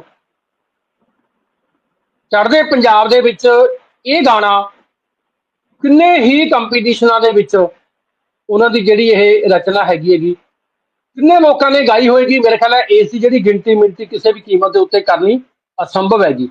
ਮਾਟੀ ਕੁਦਮ ਕਰੇਂਦੀ ਯਾਰ, ਮੇਰਾ ਰਾਂਝਾ ਹੁਣ ਕੋਈ ਹੋਰ, ਮੇਰਾ ਰਾਂਝਾ ਹੁਣ ਕੋਈ ਹੋਰ, ਮੈਨੂੰ ਇਸ਼ਕ ਹੁਲਾਰੇ ਦਿੰਦਾ, ਮੈਨੂੰ ਇਸ਼ਕ ਹੁਲਾਰੇ ਦਿੰਦਾ, ਮੈਨੂੰ ਦਰਦ ਅਵਲੜੇ ਦੀ ਪੀੜ, ਮੇਰਾ ਜੋਗੀੜਾ ਬਣ ਆਇਆ, ਬਾਰ-ਬਾਰ ਅੱਜ ਸੱਜਣ ਦੀ ਹੋਰ, ਵੇਖੋ ਨੀ ਕੀ ਕਰ ਗਿਆ ਮਾਹੀ, ਵੇਖੋ ਨੀ ਕੀ ਕਰ ਗਿਆ ਮਾਹੀ। ਮੈਂ ਜਦੋਂ ਬੁੱਲੇ ਸ਼ਾਹ ਜੀ ਦੀ ਸਮੁੱਚੀ ਰਚਨਾ ਪ੍ਰਕਿਰਿਆ ਦੀ ਗੱਲ ਕਰਦਾ ਤਾਂ ਉਸ ਸਮੇਂ ਦੇ ਉੱਤੇ ਸਾਨੂੰ ਫਰੀਦ ਜੀ ਦੀ ਗੱਲ ਯਾਦ ਆਉਂਦੀ ਹੈ, ਜਿਨ੍ਹਾਂ ਦੀ ਰਚਨਾ ਆਮ ਤੌਰ ਦੇ ਉੱਤੇ ਸ੍ਰੀ ਗੁਰੂ ਗ੍ਰੰਥ ਸਾਹਿਬ ਦੇ ਵਿੱਚ ਕਾਫੀਆਂ ਦੇ ਰੂਪ ਦੇ ਵਿੱਚ ਇਸ ਕਦਰ ਹੈ ਕਿ ਬਹੁਤੇ ਲੋਕ ਸ੍ਰੀ ਗੁਰੂ ਗ੍ਰੰਥ ਸਾਹਿਬ ਜੀ ਦੇ ਵਿੱਚੋਂ ਬਾਬਾ ਫਰੀਦ ਜੀ ਦੀ ਰਚਨਾ ਨੂੰ ਇਸ ਨਾਲ ਪੜ੍ਹਦੇ ਨੇ ਜਿਵੇਂ ਕਿ ਸੂਫੀਆਨਾ ਕਲਾਮ ਦੇ ਤੌਰ ਦੇ ਉੱਤੇ ਬੁੱਲੇ ਸ਼ਾਹ ਜੀ ਦੀ ਰਚਨਾ ਨੂੰ ਪ੍ਰਵਾਨਤਾ ਮਿਲੀ ਹੋਈ ਹੈਗੀ। ਬੁੱਲੇ ਸ਼ਾਹ ਜੀ ਦੇ ਬਾਰੇ ਵਿੱਚ ਜਦੋਂ ਅਸੀਂ ਸਮੁੱਚੀ ਰਚਨਾ ਪ੍ਰਕਿਰਿਆ ਦੀ ਗੱਲਬਾਤ ਕਰਦੇ ਹਾਂ, ਕੋਈ ਵੀ ਵਿਦਵਾਨ ਉਹਨਾਂ ਦੀ ਰਚਨਾ ਨੂੰ ਸੰਪੂਰਨ ਤੌਰ ਦੇ ਉੱਤੇ ਐਨਾਲਾਈਸਿਸ ਕਰਨ ਦੀ ਕਪੈਸਿਟੀ ਦੇ ਵਿੱਚ ਨਹੀਂ ਹੈ, ਕਿਉਂਕਿ ਉਹਨਾਂ ਦੀ ਰਚਨਾ ਅੱਜ ਵੀ ਉਨੀ ਅਮਰ ਹੈ ਜਿੰਨੀ ਕਿ ਉਹਨਾਂ ਦੇ ਹੁੰਦਿਆਂ ਸੀ।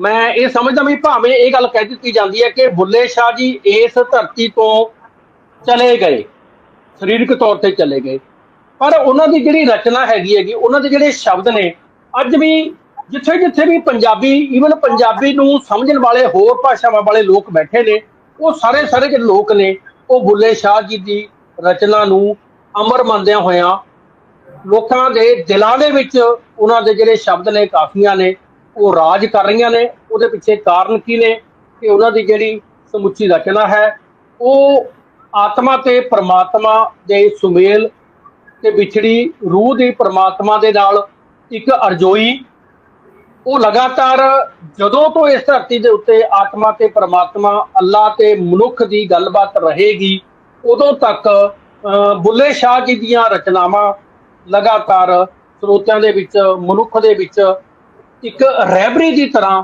ਕੰਮ ਕਰਦੀਆਂ ਰਹਿਣਗੀਆਂ, ਸਰਪ੍ਰਵਾਨਿਤ ਰਹਿਣਗੀਆਂ। ਅੱਜ ਸਾਨੂੰ ਮਾਣ ਹੈ ਕਿ ਅਸੀਂ ਬੁੱਲੇ ਸ਼ਾਹ ਜੀ ਦੀ ਰਚਨਾ ਦੇ ਬਾਰੇ ਵਿੱਚ, ਬੁੱਲੇ ਸ਼ਾਹ ਜੀ ਦੀਆਂ ਕਾਫੀਆਂ ਦੇ ਬਾਰੇ ਵਿੱਚ, ਬੁੱਲੇ ਸ਼ਾਹ ਜੀ ਦੀਆਂ ਸ਼ੀਰਸ਼ੀਆਂ ਦੇ ਬਾਰੇ ਵਿੱਚ ਇਸ ਮੰਚ ਤੋਂ ਗੱਲ ਕਰ ਰਹੇ ਹਾਂ। ਮੈਂ ਮੇਰੇ ਖਿਆਲ ਵੀ ਕਾਫੀ ਹੱਦ ਤੱਕ ਗੱਲਬਾਤ ਕੀਤੀ ਹੈ ਤੇ ਇਸ ਤੋਂ ਬਾਅਦ ਜਿਹੜੇ ਬਾਕੀ ਸਾਡੇ ਸੱਜਣ ਨੇ ਉਹ ਬੁੱਲੇ ਸ਼ਾਹ ਜੀ ਦੇ ਹੋਰ ਜਿਹੜੇ ਜ਼ਿੰਦਗੀ ਦੇ ਪੱਖ ਨੇ, ਉਹਨਾਂ ਦੀ ਰਚਨਾ ਦੇ ਪੱਖ ਨੇ, ਉਹਨਾਂ ਨੂੰ ਛੋਣ ਦੀ ਕੋਸ਼ਿਸ਼ ਕਰਨਗੇ। ਮੈਂ ਇੰਨੀ ਕੁ ਆਪਣੀ ਜਿਹੜੀ ਹਾਜ਼ਰੀ ਲਵਾ ਕੇ ਭੱਟ ਸਾਹਿਬ ਤੋਂ ਤੇ ਸਰੋਤਿਆਂ ਤੋਂ ਆਗਿਆ ਲੈਣਾ ਹਾਂ। ਉਮੀਦ ਹੈ ਕਿ ਮੇਰੀ ਗੱਲਬਾਤ ਚੰਗੀ ਲੱਗੀ ਹੋਏਗੀ। ਭੱਟ ਸਾਹਿਬ ਦਾ ਬਹੁਤ ਬਹੁਤ ਧੰਨਵਾਦ ਜੀ। ਜੀ ਆਪਣਾ ਵੀਰ ਜੀ ਬੜੀ ਵਧੀਆ ਗੱਲਾਂ ਕੀਤੀਆਂ ਨੇ, ਸਾਰੇ ਪੱਖਾਂ ਤੋਂ ਗੱਲ ਕਰ ਲਈਏ, ਕੋਈ ਛੱਡੀ ਨਹੀਂ ਹੈਗੀ, ਬੜੀ ਭਰਵੀਂ ਗੱਲ ਕੀਤੀ ਬੁੱਲੇ ਸ਼ਾਹ ਤੇ, ਬਹੁਤ ਹੀ ਭਰਵੀਂ ਗੱਲ ਕੀਤੀ ਉਹਨਾਂ ਨੇ, ਜਿੰਨੇ ਵੀ ਪੱਖ ਨੇ ਸਾਰਿਆਂ ਨੂੰ ਪੱਖ ਲਿਆ।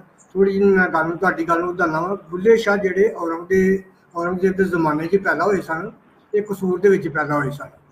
ਉਦੋਂ 1680 ਦੇ ਵਿੱਚ ਸ਼ੁਰੂ ਤੋਂ ਨਾ ਇਹਨਾਂ ਦਾ, ਕਿਉਂਕਿ ਸ਼ਾਹ ਸਨ ਤੇ ਸੈਦ ਜਿਹੜੇ ਹੁੰਦੇ ਥੋੜੇ ਜਿਹੇ ਉਹ ਰਹਿਬਰ ਹੁੰਦੇ ਨੇ ਸਾਰੇ ਲੋਕਾਂ ਦੇ, ਖਾਸ ਕਰਕੇ ਮੁਸਲਮਾਨਾਂ ਵਿੱਚ ਸਨ। ਉਹ ਲੇਕਿਨ ਇਹਨਾਂ ਦਾ ਜਿਹੜੀ ਬੈਠਕ ਸੀ ਨਾ, ਇਹ ਸੀ ਸ਼ਾਹ ਉਨਾਇਤ, ਉਸ ਆਜ਼ਾਦ ਮਸਲਕ ਦੇ। ਤੂੰ ਕਹਿੰਦੇ ਯਾਰ ਤੂੰ ਕਿਹਦੇ ਕੋਲ ਜਾ ਕੇ ਬਹਿਣਾ, ਵੀ ਘਰ ਬਾਹਰ ਵਾਲੇ ਕਹਿੰਦੇ ਕਿੱਥੇ ਜਾ ਕੇ ਬਹਿਣਾ ਯਾਰ, ਤੂੰ ਆਪਣਾ ਸਮਝੀ ਤੇਰੀ ਲੱਗਦੀ, ਅਸੀਂ ਲੋਕ ਸਾਡੇ ਕੋਲ ਆ ਕੇ ਬਹਿਣੇ, ਤੂੰ ਲੋਕਾਂ ਕੋਲ ਆਵੇਂ ਹਾਰੀ ਸਾਡੀ ਬੰਦੇ ਕੋਲ ਬਹਿਣਾ। ਉਹ ਨਾ ਥੋੜਾ ਜਿਹਾ ਉਹਨਾਂ ਸਾਈਡ ਮਾਰ ਲਈ ਬਾਬੇ ਲਾਲ ਤੋਂ ਜਿਹੜੇ ਉਹਨਾਂ ਦੇ ਆਪਣਾ ਮੁਰਸ਼ਦ ਸਨ, ਤੇ ਉਹਦੀ ਥੋੜੀ ਨਾਰਾਜ਼ਗੀ ਹੋਈ, ਲੇਕਿਨ ਫਿਰ ਉਹਨਾਂ ਸਾਰਾ ਘਰ ਬਾਹਰ ਛੱਡ ਕੇ ਫਿਰ ਉਹਨਾਂ ਬਾਬੇ ਆਪਣੇ ਨਿਆਜ਼ ਨੂੰ ਫਿਰ ਉਹਨਾਂ ਬੈਠ ਕਰ ਲਿਆ। ਤੇ ਯਾਨੀ ਉਹਨਾਂ ਦਾ ਫਿਰ ਉਹਨਾਂ ਨੇ ਆਪਣਾ ਮਸਲਕ ਜਿਹੜਾ ਹੈ ਆਜ਼ਾਦ ਮਸਲਕ ਨਾਲ, ਆਜ਼ਾਦੀ ਨਾਲ ਜੋੜ ਕੇ, ਜਿਹਦਾ ਮਤਲਬ ਇਹ ਹੁੰਦਾ ਕਿ ਸਾਰੇ ਜਿਹੜੇ ਮਜ਼ਹਬਾਂ ਤੋਂ, ਧਰਮਾਂ ਤੋਂ, ਕੌਮਾਂ ਤੋਂ ਛੱਡ ਕੇ ਉਹ ਇੱਕ ਹੋ ਜਾਂਦੇ, ਇੱਕ ਮੁਕਤਾ ਦੀ ਗੱਲ ਕਰਨਾ ਪੈਂਦੇ ਨੇ। ਉਹਦੇ ਵਿੱਚ ਤੁਹਾਨੂੰ ਗੱਲ ਕੀਤੀ ਥੋੜੀ ਜਿਹੀ ਨੂੰ, ਉਹਦੇ 'ਚ ਮੈਂ ਵਾਧਾ ਕਰਨਾ ਵਾ। ਦੂਜਾ ਤੁਸੀਂ ਇਹ ਗੱਲ ਇੱਕ ਜਿਹੜੀ ਇਹਨਾਂ ਨੇ ਕੀਤੀ ਸੀ ਕਿ ਉਹ ਆਤਮਾ ਪਰਮਾਤਮਾ ਦੀ ਗੱਲ ਸ਼ੁਰੂ ਕਰਦੀ, ਯਾਨੀ ਖੁਦਾ ਆਮ ਇਨਸਾਨ ਤੋਂ, ਯਾਨੀ ਉਹ ਆਪਣੀ ਰਿਆਜ਼ਤ ਲਈ ਜਾਂ ਇਬਾਦਤ ਲਈ, ਮੁਹੱਬਤ ਲਈ ਉਹ ਪਰਮਾਤਮਾ ਬਣ ਗਈ, ਜਾਂ ਖੁਦਾ ਨਾਲ ਜੁੜਤ ਹੋ ਗਈ। ਉਵੇਂ ਜਦੋਂ ਬੰਦਾ ਜੁੜ ਜਾਂਦਾ ਨਾ ਉਦੋਂ ਇਹ ਚੀਜ਼ ਹੁੰਦੀ ਹੈ ਕਿ ਜਿਵੇਂ ਉਹਨਾਂ ਨੇ ਇੱਕ ਗੱਲ ਆਪਣੀ ਕੀਤੀ, ਬੁੱਲੇ ਸ਼ਾਹ ਅਸਾਂ ਮਰਨਾ ਨਹੀਂ, ਬੁੱਲੇ ਸ਼ਾਹ ਅਸਾਂ ਮਰਨਾ ਨਹੀਂ, ਗੋਰ ਪਿਆ ਕੋਈ ਹੋਰ। ਯਾਨੀ ਜਦੋਂ ਬੰਦਾ ਆਤਮਾ ਤੋਂ ਪਰਮਾਤਮਾ ਬਣ ਜਾਂਦਾ ਨਾ, ਉਹਨੂੰ ਉਹਦੀ ਜ਼ਿੰਦਗੀ ਤੇ ਮੌਤ ਉਹਦੇ ਵਿੱਚ ਫਰਕ ਨਹੀਂ ਮਹਿਸੂਸ ਕਰਦਾ ਹੈਗਾ। ਇਹ ਜਿਹੜੀਆਂ ਇਹ ਚੀਜ਼ਾਂ ਨੇ, ਥੋੜ੍ਹੀ ਜਿਹੀ ਮੈਂ ਗੱਲ ਦੱਸਣਾ। ਫਿਰ ਇੱਕ ਉਹਨਾਂ ਨੇ ਚੀਜ਼ ਗੱਲ ਕੀਤੀ ਸੀ ਕਿ ਫਕੀਰੀ ਦੀ, ਉਹਨਾਂ ਨੇ ਨਾ ਫਕੀਰੀ ਲੈਣ ਜਿਹੜੀ ਇਖਤਿਆਰ ਕਰ ਲਈ ਸੀ, ਤੇ ਫਕੀਰੀ ਲੈਣ ਦੇ ਵਿੱਚ ਜਿਹੜੀ ਹੈ ਨਾ ਉਹਦੇ ਵਿੱਚ ਦੂਸਰੇ ਬਾਬਾ ਬੁੱਲੇ ਸ਼ਾਹ ਜਿਹੜੇ ਨਾ ਉਹ ਸਮਝਦੇ ਨੇ ਕਿ ਦੁਨੀਆ ਦੇ ਵਿੱਚ ਰਹਿ ਕੇ ਨਾ ਰਸਮਾਂ ਰਿਵਾਜਾਂ ਦਾ ਬੰਦਾ ਕੈਦੀ ਬਣ ਜਾਂਦਾ ਹੈ, ਲੇਕਿਨ ਫਕੀਰੀ ਲੈਣ 'ਚ ਇਸ ਕੈਦ ਤੋਂ ਆਜ਼ਾਦ ਹੋ ਗਏ। ਜਦੋਂ ਆਜ਼ਾਦ ਹੁੰਦਾ ਨਾ ਉਹਦੇ ਵਿੱਚ ਕੋਈ ਸ਼ੇਰ ਆਪਣਾ ਉਹਨਾਂ ਦਰਸ਼ਨ ਸਿੰਘ ਨੇ ਕਿਹਾ, ਲੇਕਿਨ ਮੈਂ ਉਹਦਾ ਥੋੜ੍ਹੀ ਜਿਹੀ ਹੋਰ ਗੱਲ ਹੈ, ਚਿੱਟੀ ਚਾਦਰ ਲਾ ਕੁੜੀਏ ਪੈਰ ਫਕੀਰਾਂ ਢੋਈ, ਚਿੱਟੀ ਚਾਦਰ ਲਾ ਕੁੜੀਏ ਪੈਰ ਫਕੀਰਾਂ ਢੋਈ, ਚਿੱਟੀ ਚਾਦਰ ਦਾ ਲਕਸੀ ਰੋਈ ਦਾਗ ਨਾ ਕੋਈ। ਯਾਨੀ ਚਿੱਟੀ ਚਾਦਰ ਪਾਈ ਉਹਦੇ ਦਾਗ ਨਜ਼ਰ ਆ ਜਾਂਦਾ, ਤੇ ਜਿਹਦੀ ਲੋਈ ਉਹਦਾ ਦਾਗ ਨਜ਼ਰ ਨਹੀਂ ਆਉਂਦਾ। ਯਾਨੀ ਇਹਦੀ ਫਕੀਰੀ ਲੈਣ ਦੀ ਉਹਨੇ ਥੋੜ੍ਹੀ ਜਿਹੀ ਆਪਣੀ ਗੱਲਬਾਤ ਕੀਤੀ। ਲੇਕਿਨ ਇਹ ਗੱਲਾਂ ਤਾਂ ਹੋਰ ਬਹੁਤ ਨੇ, ਲੇਕਿਨ ਥੋੜ੍ਹੀ ਜਿਹੀ ਮੈਂ ਗੱਲ ਇਸ ਵਾਸਤੇ ਇਹਨਾਂ ਦੀ ਲੈਣ ਨੂੰ ਆਪਣਾ ਉਹਦੀ ਗੱਲ ਨੂੰ ਵਧਾਇਆ। ਤੇ ਅਸੀਂ ਕਿਉਂ ਸਾਡੇ ਕੋਲ ਟਾਈਮ ਨਹੀਂ ਹੁੰਦਾ ਹੁੰਦਾ, ਤੇ ਅਸੀਂ ਕਹਿੰਦੇ ਥੋੜ੍ਹਾ ਨਾ ਕੰਮ ਤੁਰ ਰਹੀਏ। ਸਾਡੇ ਕੋਲ ਸਾਡੀ ਚੜ੍ਹਦੇ ਪੰਜਾਬ ਤੋਂ ਸਾਡੀ ਭੈਣ ਜਸਪ੍ਰੀਤ ਜੀ ਸਾਡੇ ਨਾਲ ਜੁੜੇ ਹੋਏ ਨੇ, ਉਹਨਾਂ ਅੱਗੇ ਮੈਂ ਬੇਨਤੀ ਕਰਾਂਗਾ ਕਿ ਉਹ ਇਹਨਾਂ ਦੇ ਅਗਰ ਬੁੱਲੇ ਸ਼ਾਹ ਕੋਲ ਗੱਲਬਾਤ ਕਰਨਾ ਚਾਹੁੰਦੇ ਨੇ, ਗੱਲਬਾਤ ਕਰ ਸਕਦੇ ਨੇ। ਤੇ ਅਗਰ ਕੋਈ ਉਹਦੀ ਉਹਨਾਂ ਨਾਲ ਜੁੜੀ ਰਚਨਾ ਸਾਨੂੰ ਆਪਣਾ ਸਾਂਝ ਪਾ ਸਕਦੇ ਨੇ, ਉਹ ਪਾ ਸਕਦੇ। ਜੀ ਭੈਣ ਜਸਪ੍ਰੀਤ ਜੀ, ਸਾਨੂੰ ਆਰਾਮ ਵਧਾਓ ਸਾਡੇ ਨਾਲ, ਜੋ ਆਪਣਾ ਰਚਨਾ ਦਾ ਸਾਂਝ ਪਾਉਣਾ ਚਾਹੁੰਦੇ ਜਾਂ ਗੱਲਬਾਤ ਵੀ ਕਰਨਾ, ਉਹ ਤੁਸੀਂ। ਜੀ ਭੈਣ ਪ੍ਰਵੀਨ ਕੌਰ ਜੀ। ਮੇਰੇ ਵੱਲੋਂ ਸਤਿ ਸ਼੍ਰੀ ਅਕਾਲ ਜੀ, ਸਲਾਮ ਦੁਆ।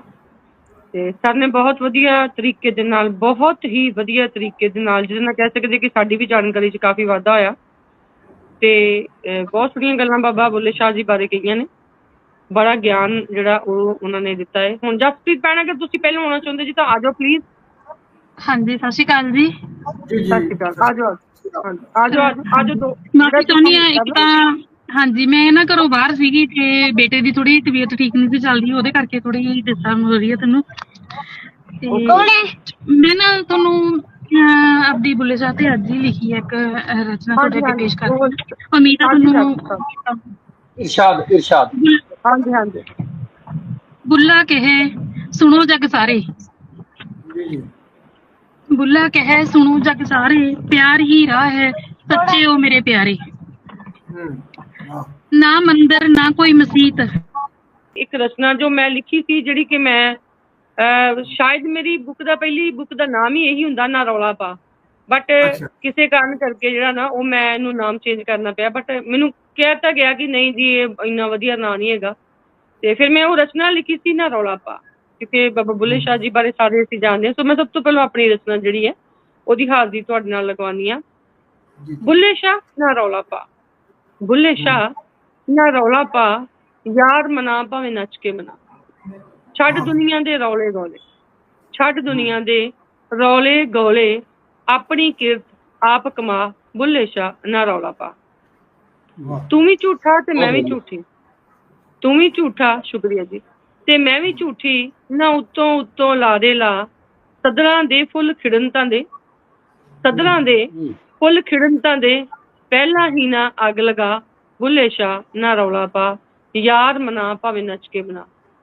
ਮੈਂ ਇਬਾਦਤ ਕਰਦੀ ਤੇਰੀ, ਮੈਂ ਇਬਾਦਤ ਕਰਦੀ ਤੇਰੀ, ਝੁੱਗੀ ਮੇਰੀ ਦੌਲਤ ਤੇਰੀ, ਲੀਰਾਂ ਲੀਰਾਂ ਕਰਕੇ ਸੁਪਨੇ, ਲੀਰਾਂ ਲੀਰਾਂ ਕਰਕੇ ਸੁਪਨੇ, ਨਾ ਝੂਠਾ ਜਿਹਾ ਮੂੰਹ ਬਣਾ, ਬੁੱਲੇ ਸ਼ਾਹ ਨਾ ਰੌਲਾ ਪਾ, ਯਾਰ ਮਨਾ ਭਾਵੇਂ। ਬਹੁਤ ਬਹੁਤ ਬਹੁਤ ਬਹੁਤ ਸ਼ੁਕਰੀਆ। ਸਾਹਮਣੇ ਵੇਖ ਕੇ ਸੱਚ ਨੂੰ ਫਿਰ ਵੀ, ਸਾਹਮਣੇ ਵੇਖ ਕੇ ਸੱਚ ਨੂੰ ਫਿਰ ਵੀ, ਅੱਖਾਂ ਨਾ ਐਵੇਂ ਮੀਚੀ ਜਾ, ਤੱਕਣਾ ਹੈ ਤਾਂ ਸੱਚ ਨੂੰ ਤੱਕ, ਤੱਕਣਾ ਹੈ ਤਾਂ ਸੱਚ ਨੂੰ ਤੱਕ, ਯਾਰ ਨਾਲ ਨਾ ਦਗਾ ਕਮਾ, ਬੁੱਲੇ ਸ਼ਾਹ ਨਾ ਰੌਲਾ ਪਾ, ਯਾਰ ਮਨਾ। ਬਹੁਤ ਖੂਬ। ਇੱਕ ਟੱਕ ਯਾਰ ਨੂੰ ਤੱਕੀ ਜਾ, ਇੱਕ ਟੱਕ ਯਾਰ ਨੂੰ ਤੱਕੀ ਜਾ, ਨਾ ਧਿਆਨ ਆਪਣਾ ਤੂੰ ਭਟਕਾ, ਲੋਕੀ ਹੱਸਣਗੇ ਤੇਰੇ ਉੱਤੇ, ਲੋਕੀ ਹੱਸਣਗੇ ਤੇਰੇ ਉੱਤੇ, ਤੂੰ ਹੱਸ ਕੇ ਆਪਣਾ ਯਾਰ ਮਨਾ, ਬੁੱਲੇ ਸ਼ਾਹ ਨਾ ਰੌਲਾ ਪਾ, ਯਾਰ ਮਨਾ ਭਾਵੇਂ ਨਾ। ਬਹੁਤ ਵਧੀਆ। ਤੇਰਾ ਮੇਰਾ ਰਿਸ਼ਤਾ ਹੈ ਪੱਕਾ, ਤੇਰਾ ਮੇਰਾ ਰਿਸ਼ਤਾ ਹੈ ਪੱਕਾ, ਸ਼ੱਕ ਦੀਆਂ ਨਾ ਕੱਚੀਆਂ ਇੱਟਾਂ ਲਾ, ਮੈਂ ਉਡੀਕ ਸਦਾ ਕਰਦੀ ਤੇਰੀ, ਮੈਂ ਉਡੀਕ ਸਦਾ ਕਰਦੀ ਤੇਰੀ, ਪਲ ਪਲ ਰੱਬ ਦਾ ਸ਼ੁਕਰ ਮਨਾ, ਬੁੱਲੇ ਸ਼ਾਹ ਨਾ ਰੌਲਾ ਪਾ, ਯਾਰ ਮਨਾ ਭਾਵੇਂ ਨੱਚ ਕੇ। ਮੰਦਰ ਮਸੀਤੀ ਵੜ ਵੜ ਕੇ, ਮੰਦਰ ਮਸੀਤੀ ਵੜ ਵੜ ਕੇ, ਐਵੇਂ ਦਿਖਾਵਾ ਨਾ ਕਰੀ ਜਾ, ਸਭ ਦਾ ਸਾਂਝਾ ਉਦੇਸ਼ ਮੰਨ ਕੇ, ਸਭ ਦਾ ਸਾਂਝਾ ਉਦੇਸ਼ ਮੰਨ ਕੇ, ਰਾਹ ਆਪਣਾ ਤੂੰ ਮਾਪੀ ਜਾ, ਬੁੱਲੇ ਸ਼ਾਹ ਨਾ ਰੌਲਾ ਪਾ, ਯਾਰ ਮਨਾ ਭਾਵੇਂ ਨੱਚ ਕੇ। ਕੰਧਾਂ ਦੇ ਵੀ ਕੰਨ ਹੁੰਦੇ ਨੇ, ਕੰਧਾਂ ਦੇ ਵੀ ਕੰਨ ਹੁੰਦੇ ਨੇ, ਮੂੰਹ ਨਾਲ ਨਾ ਗੱਲ ਫੈਲਾ, ਕੰਧਾਂ ਦੇ ਵੀ ਕੰਨ ਹੁੰਦੇ ਨੇ, ਮੂੰਹ ਨਾਲ ਨਾ ਗੱਲ ਫੈਲਾ, ਦੁੱਗਣੇ ਹੋ ਕੇ ਤੈਨੂੰ ਵਾਪਸ ਆਉਣੇ, ਦੁੱਗਣੇ ਹੋ ਕੇ ਤੈਨੂੰ ਵਾਪਸ ਆਉਣੇ, ਬੋਲ ਆਪਣੇ ਆਪ ਘਟਾ, ਬੁੱਲੇ ਸ਼ਾਹ ਨਾ ਰੌਲਾ ਪਾ, ਯਾਰ ਮਨਾ ਭਾਵੇਂ ਨੱਚ ਕੇ ਮਨਾ।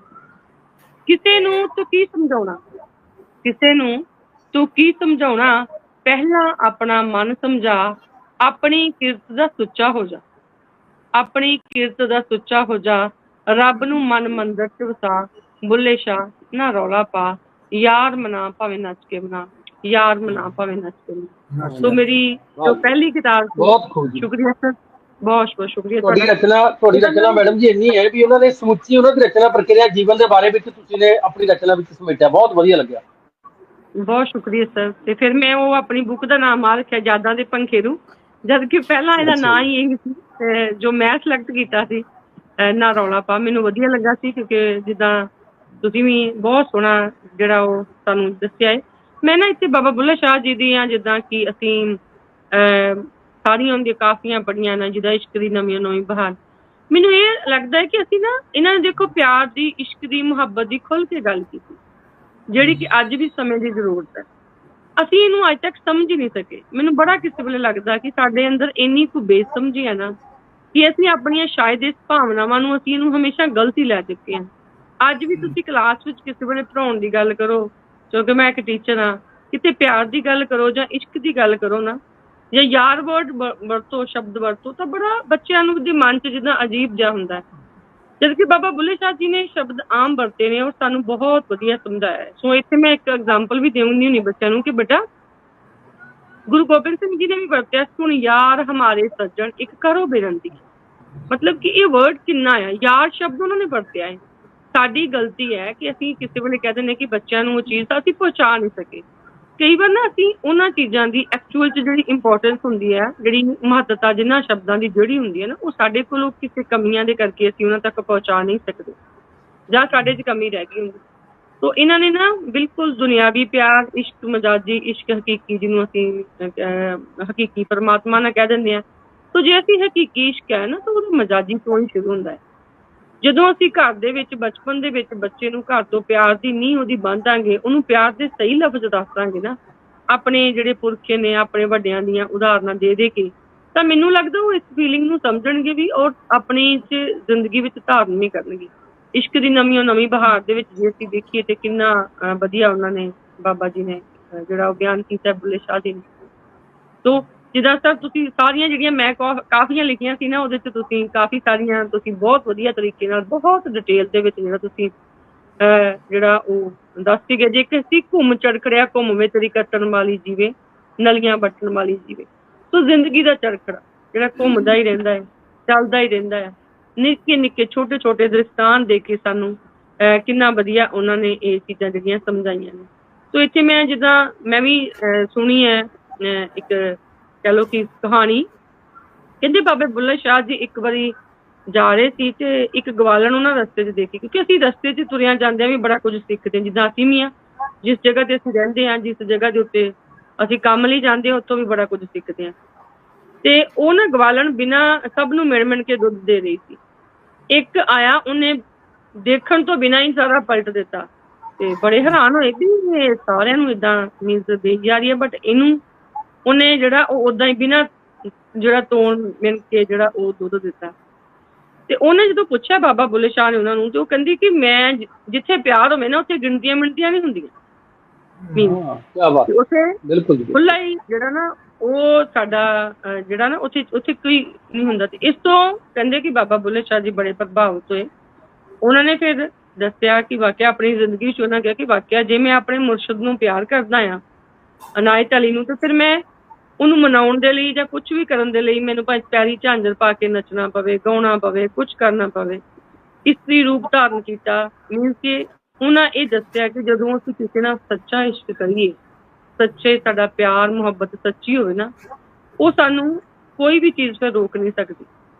ਸੋ ਉਹਨਾਂ ਨੇ ਬਹੁਤ ਹੀ ਸੋਹਣੇ ਤਰੀਕੇ ਦੇ ਨਾਲ ਜਿਹੜਾ ਉਹ ਸਾਨੂੰ ਇਸ ਦੁਨੀਆ ਦੇ ਵਿਚਾਰੀ ਦੇ ਵਿੱਚ ਰਹਿੰਦਿਆਂ ਹੋਇਆਂ ਵੀ, ਲੋਕਾਂ ਦੇ ਵਿੱਚ ਰਹਿੰਦਿਆਂ ਵੀ ਆਪਣੇ ਆਪ ਨੂੰ ਸੁਚੇਤ ਕਰਨ ਲਈ ਕਿਹਾ। ਉੱਠ ਜਾਗ ਘਰਾੜੇ ਮਾਰ ਦੇ ਵਿੱਚ ਕੀ ਕਿਹਾ, ਕਿਸੇ ਨੂੰ ਥੋੜ੍ਹੀ ਕਿਹਾ, ਆਪਣੇ ਆਪ ਨੂੰ ਸੰਬੋਧਨ ਕਰ ਜਿਹੜਾ ਉਹ ਉਹਨਾਂ ਨੇ ਕਿਹਾ। ਸੋ ਜਦੋਂ ਤੁਸੀਂ ਸਟਾਰਟਿੰਗ ਕੀਤੀ ਸੀ ਕਿ ਬੁੱਲਿਆ ਰੱਬ ਦਾ ਕੀ ਪਾਉਣਾ, ਇੱਥੋਂ ਪੁੱਛਣਾ ਤੇ ਇੱਧਰ ਲਾਉਣਾ, ਸੋ ਵਾਕਈ ਤੁਹਾਡਾ ਮਨ ਹੈ। ਹੁਣ ਮੈਂ ਇਹਦੇ ਨਾਲ ਐਗਜ਼ਾਮਪਲ ਦਊਂਗੀ ਕਿ ਜਦੋਂ ਅਸੀਂ ਮੰਨ ਲਓ ਤੁਹਾਨੂੰ ਕਿਸੇ ਨੇ ਕਮੈਂਟ ਕੀਤੇ ਆ, ਤੁਹਾਨੂੰ 100 ਕਮੈਂਟ ਆਇਆ, 50 ਆਏ ਆ, 50 ਦੇ ਵਿੱਚੋਂ ਇੱਕ ਕਮੈਂਟ ਕਿਸੇ ਨੇ ਨੈਗੇਟਿਵ ਦੇ ਦਿੱਤਾ, ਅਸੀਂ ਆਪਣੀ ਬਿਰਤੀ ਬਣਾ ਲਈਏ ਕਿ ਅਸੀਂ ਨੈਗੇਟਿਵ ਵੱਲ, ਜੋ ਨਕਾਰਾਤਮਕ ਹੈ ਉਹਦੇ ਵੱਲ ਜਿਹੜਾ ਉਹ ਭੱਜਦੇ ਹਾਂ। ਜਿਹੜੇ 99 ਜਾਂ 49 ਜਾਂ 49 ਜਿਹੜੇ ਸਾਨੂੰ ਚੰਗੇ ਆਏ ਨਾ, ਅਸੀਂ ਉਹਦੇ ਵੱਲ ਨਹੀਂ ਜਾਂਦੇ। ਸੋ ਸੱਚਮੁੱਚ ਸਾਡੇ ਮਨ ਦੀ ਗੱਲ ਹੈ, ਅਸੀਂ ਆਪਣੇ ਮਨ ਨੂੰ ਕਿਸ ਤਰੀਕੇ ਨਾਲ ਲਾਉਣਾ ਹੈ, ਕਿੱਧਰ ਲਾਉਣਾ ਹੈ। ਸੋ ਇਹ ਬੜਾ ਹੀ ਕੁਛ ਜਿਹੜਾ ਕਿ ਸਾਨੂੰ ਇਹਨੂੰ ਸਿਰਫ ਇਹ ਲਿਖਤੀ ਨਹੀਂ ਆ, ਇਹ ਜਿਹੜੀ ਇੱਕ ਕਾਫੀ ਆ ਉਹਨਾਂ ਦੀ, ਇੱਕ ਰਿਜ਼ਮ ਆ, ਇੱਕ ਚੀਜ਼ ਆ ਨਾ, ਜੇ ਕਿਤੇ ਇਹਨੂੰ ਅਸੀਂ ਮੈਂ ਕਹਿੰਦੀ ਨਹੀਂ ਸਾਰਾ ਨਾ ਪੜ੍ਹਨ ਦੀ ਕੋਸ਼ਿਸ਼ ਕਰੋ, ਤੁਸੀਂ ਕੁਛ ਹੀ ਪੜ੍ਹ ਲਓ, ਥੋੜ੍ਹਾ ਜਿਹਾ ਹੀ ਉਹਦੇ ਤੇ ਹਾਸਿਲ ਕਰ ਲਓ, ਤਾਂ ਤੁਹਾਡੀ ਜ਼ਿੰਦਗੀ ਜਿਹੜੀ ਹੈ ਨਾ ਇਹ ਚੀਜ਼ਾਂ ਬਦਲ ਸਕਦੀਆਂ ਨੇ। ਇਸ਼ਕ ਦੀ ਨਵੀਂ ਬਹਾਰ ਦੇ ਵਿੱਚ ਕਿੰਨਾ ਸੋਹਣਾ ਉਹਨਾਂ ਨੇ ਦੱਸਿਆ ਕਿ ਮੰਨ ਲਓ ਤੁਹਾਡੀ ਜ਼ਿੰਦਗੀ ਹੈ, ਇਹਦੇ 'ਚ ਸਦਾ ਇੱਕ ਬਹਾਰ ਵੀ ਨਹੀਂ ਰਹਿੰਦੀ ਹੈਗੀ, ਇਹਨੂੰ ਕਿਸੇ ਵੀ ਤਰੀਕੇ ਨਾਲ ਤੁਸੀਂ ਦੇਖ ਲਓ। ਮਤਲਬ ਹਰ ਤਰੀਕੇ ਦੇ ਨਾਲ ਤੁਸੀਂ ਇਹਨੂੰ ਅਗਰ ਚਾਹੋ ਤਾਂ ਆਪਣੇ ਮਨ ਦੇ ਵਿੱਚ ਤੁਸੀਂ ਆਪਣੀ ਪੋਜ਼ੀਟਿਵਿਟੀ ਜਿਹੜੀ ਹੈ, ਸਕਾਰਾਤਮਕ ਸੋਚ ਜਿਹੜੀ ਹੈ, ਉਹਦੇ ਵੱਲ ਉਹਨਾਂ ਨੇ ਜਿਹੜਾ ਕਿਹਾ ਹੈ। ਔਰ ਆਪਣੇ ਆਪ ਨੂੰ, ਅਸੀਂ ਜਿਹੜਾ ਦੁਨੀਆਦਾਰੀ ਦੇ ਵਿੱਚ ਰਹਿੰਦੇ ਆ ਨਾ, ਅਸੀਂ ਆਪਣੇ ਆਪ ਤੋਂ ਫੋਕਸ ਕਢਾ ਕੇ ਦੂਜਿਆਂ ਵੱਲ ਦੇ ਦਿੰਦੇ ਹਾਂ ਕਿ ਅਸੀਂ ਆਪਣੇ ਆਪ ਨੂੰ ਜਿਹੜਾ ਉਹ ਸਾਈਡ 'ਤੇ ਰੱਖ ਲੈਂਦੇ ਹਾਂ ਤੇ ਦੂਸਰਿਆਂ ਵੱਲ। ਸੋ ਜੇ ਅਸੀਂ ਸੁਧਾਰਨਾ ਹੈ, ਜੇ ਅਸੀਂ ਕੁਝ ਜ਼ਿੰਦਗੀ 'ਚ ਪਾਉਣਾ ਹੈ, ਚਾਹੇ ਕੁਛ ਵੀ ਪਾਉਣਾ ਹੈ, ਤਾਂ ਬੁੱਲੇ ਸ਼ਾਹ ਦੀਆਂ ਜੋ ਅੱਜ ਅਸੀਂ ਯਾਦ ਕਰਦੇ ਪਏ ਹਾਂ, ਇਹ ਤਾਂ ਹੀ ਯਾਦ ਕਰਦੇ ਨੇ ਕਿਉਂਕਿ ਉਹਨਾਂ ਨੇ ਕੁਝ ਖਾਸ ਕੀਤਾ, ਦੁਨੀਆ ਤੋਂ ਹਟ ਕੇ ਕੀਤਾ। ਦੁਨੀਆ ਵਰਗਾ ਸਾਰੇ, ਇੱਕ ਦੂਜੇ ਵਰਗਾ ਸਾਰੇ ਹੀ ਕਰਦੇ ਨੇ। ਸੋ ਜਦੋਂ ਵੀ ਅਸੀਂ ਕੋਈ ਵੀ ਕੰਮ ਇੱਕ ਦੂਜੇ ਤੋਂ ਹਟ ਕੇ ਕਰਾਂਗੇ ਨਾ, ਫਿਰ ਹੀ ਜਿਹੜਾ ਉਹਦੀ ਦੁਨੀਆ ਦੇ ਵਿੱਚ ਸਾਰੇ ਜਿਹੜਾ ਕਹਿ ਲੈਂਦੇ ਕਿ ਅਸੀਂ ਉਹਦੇ ਵੱਲ ਆਉਂਦੇ ਆ। ਹੁਣ ਕਿਉਂਕਿ ਬਾਕੀ ਜਿੱਦਾਂ ਵੀ ਅਸੀਂ ਕਿਸੇ ਨੂੰ ਕਹਿ ਲਈਏ, ਪਰ ਜਿਹੜਾ ਕੰਮ ਅਸੀਂ ਖੁਦ ਕਰਨਾ ਨਾ ਉਹਦੇ ਵੱਲ ਦੇਖੀਏ। ਤੇ ਪਰ ਅਸੀਂ ਕੀ ਆ, ਅਸੀਂ ਗੁਆਂਢ ਵੱਲ ਵੇਖ ਲਿਆ, ਅਸੀਂ ਦੂਜੇ ਵੱਲ ਵੇਖ ਲਿਆ, ਅਸੀਂ ਕਿਸੇ ਵੱਲ ਦੇਖ ਲਿਆ।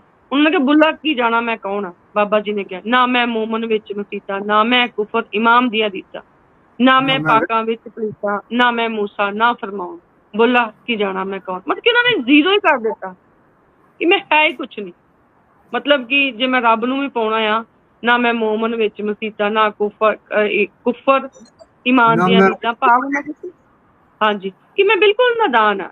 ਔਰ ਦੇਖੋ ਤੁਸੀਂ ਕਿ ਅਸੀਂ ਮੰਨਦੇ ਹਾਂ ਕਿ ਅਸੀਂ ਨਾਦਾਨ, ਅਸੀਂ ਤੇ ਛੋਟੀ ਜਿਹੀ ਵੀ ਆਪਣੀ ਕੋਈ ਹੋ ਜਾਏ ਤੇ ਸਾਨੂੰ ਬੜੀ ਕਹਿ ਲਓ ਕਿ ਈਗੋ ਆ ਜਾਂਦੀ ਹੈ ਕਿ ਸਾਡੇ ਕੋਲੋਂ ਬਹੁਤ ਕੁਝ ਆ ਗਿਆ।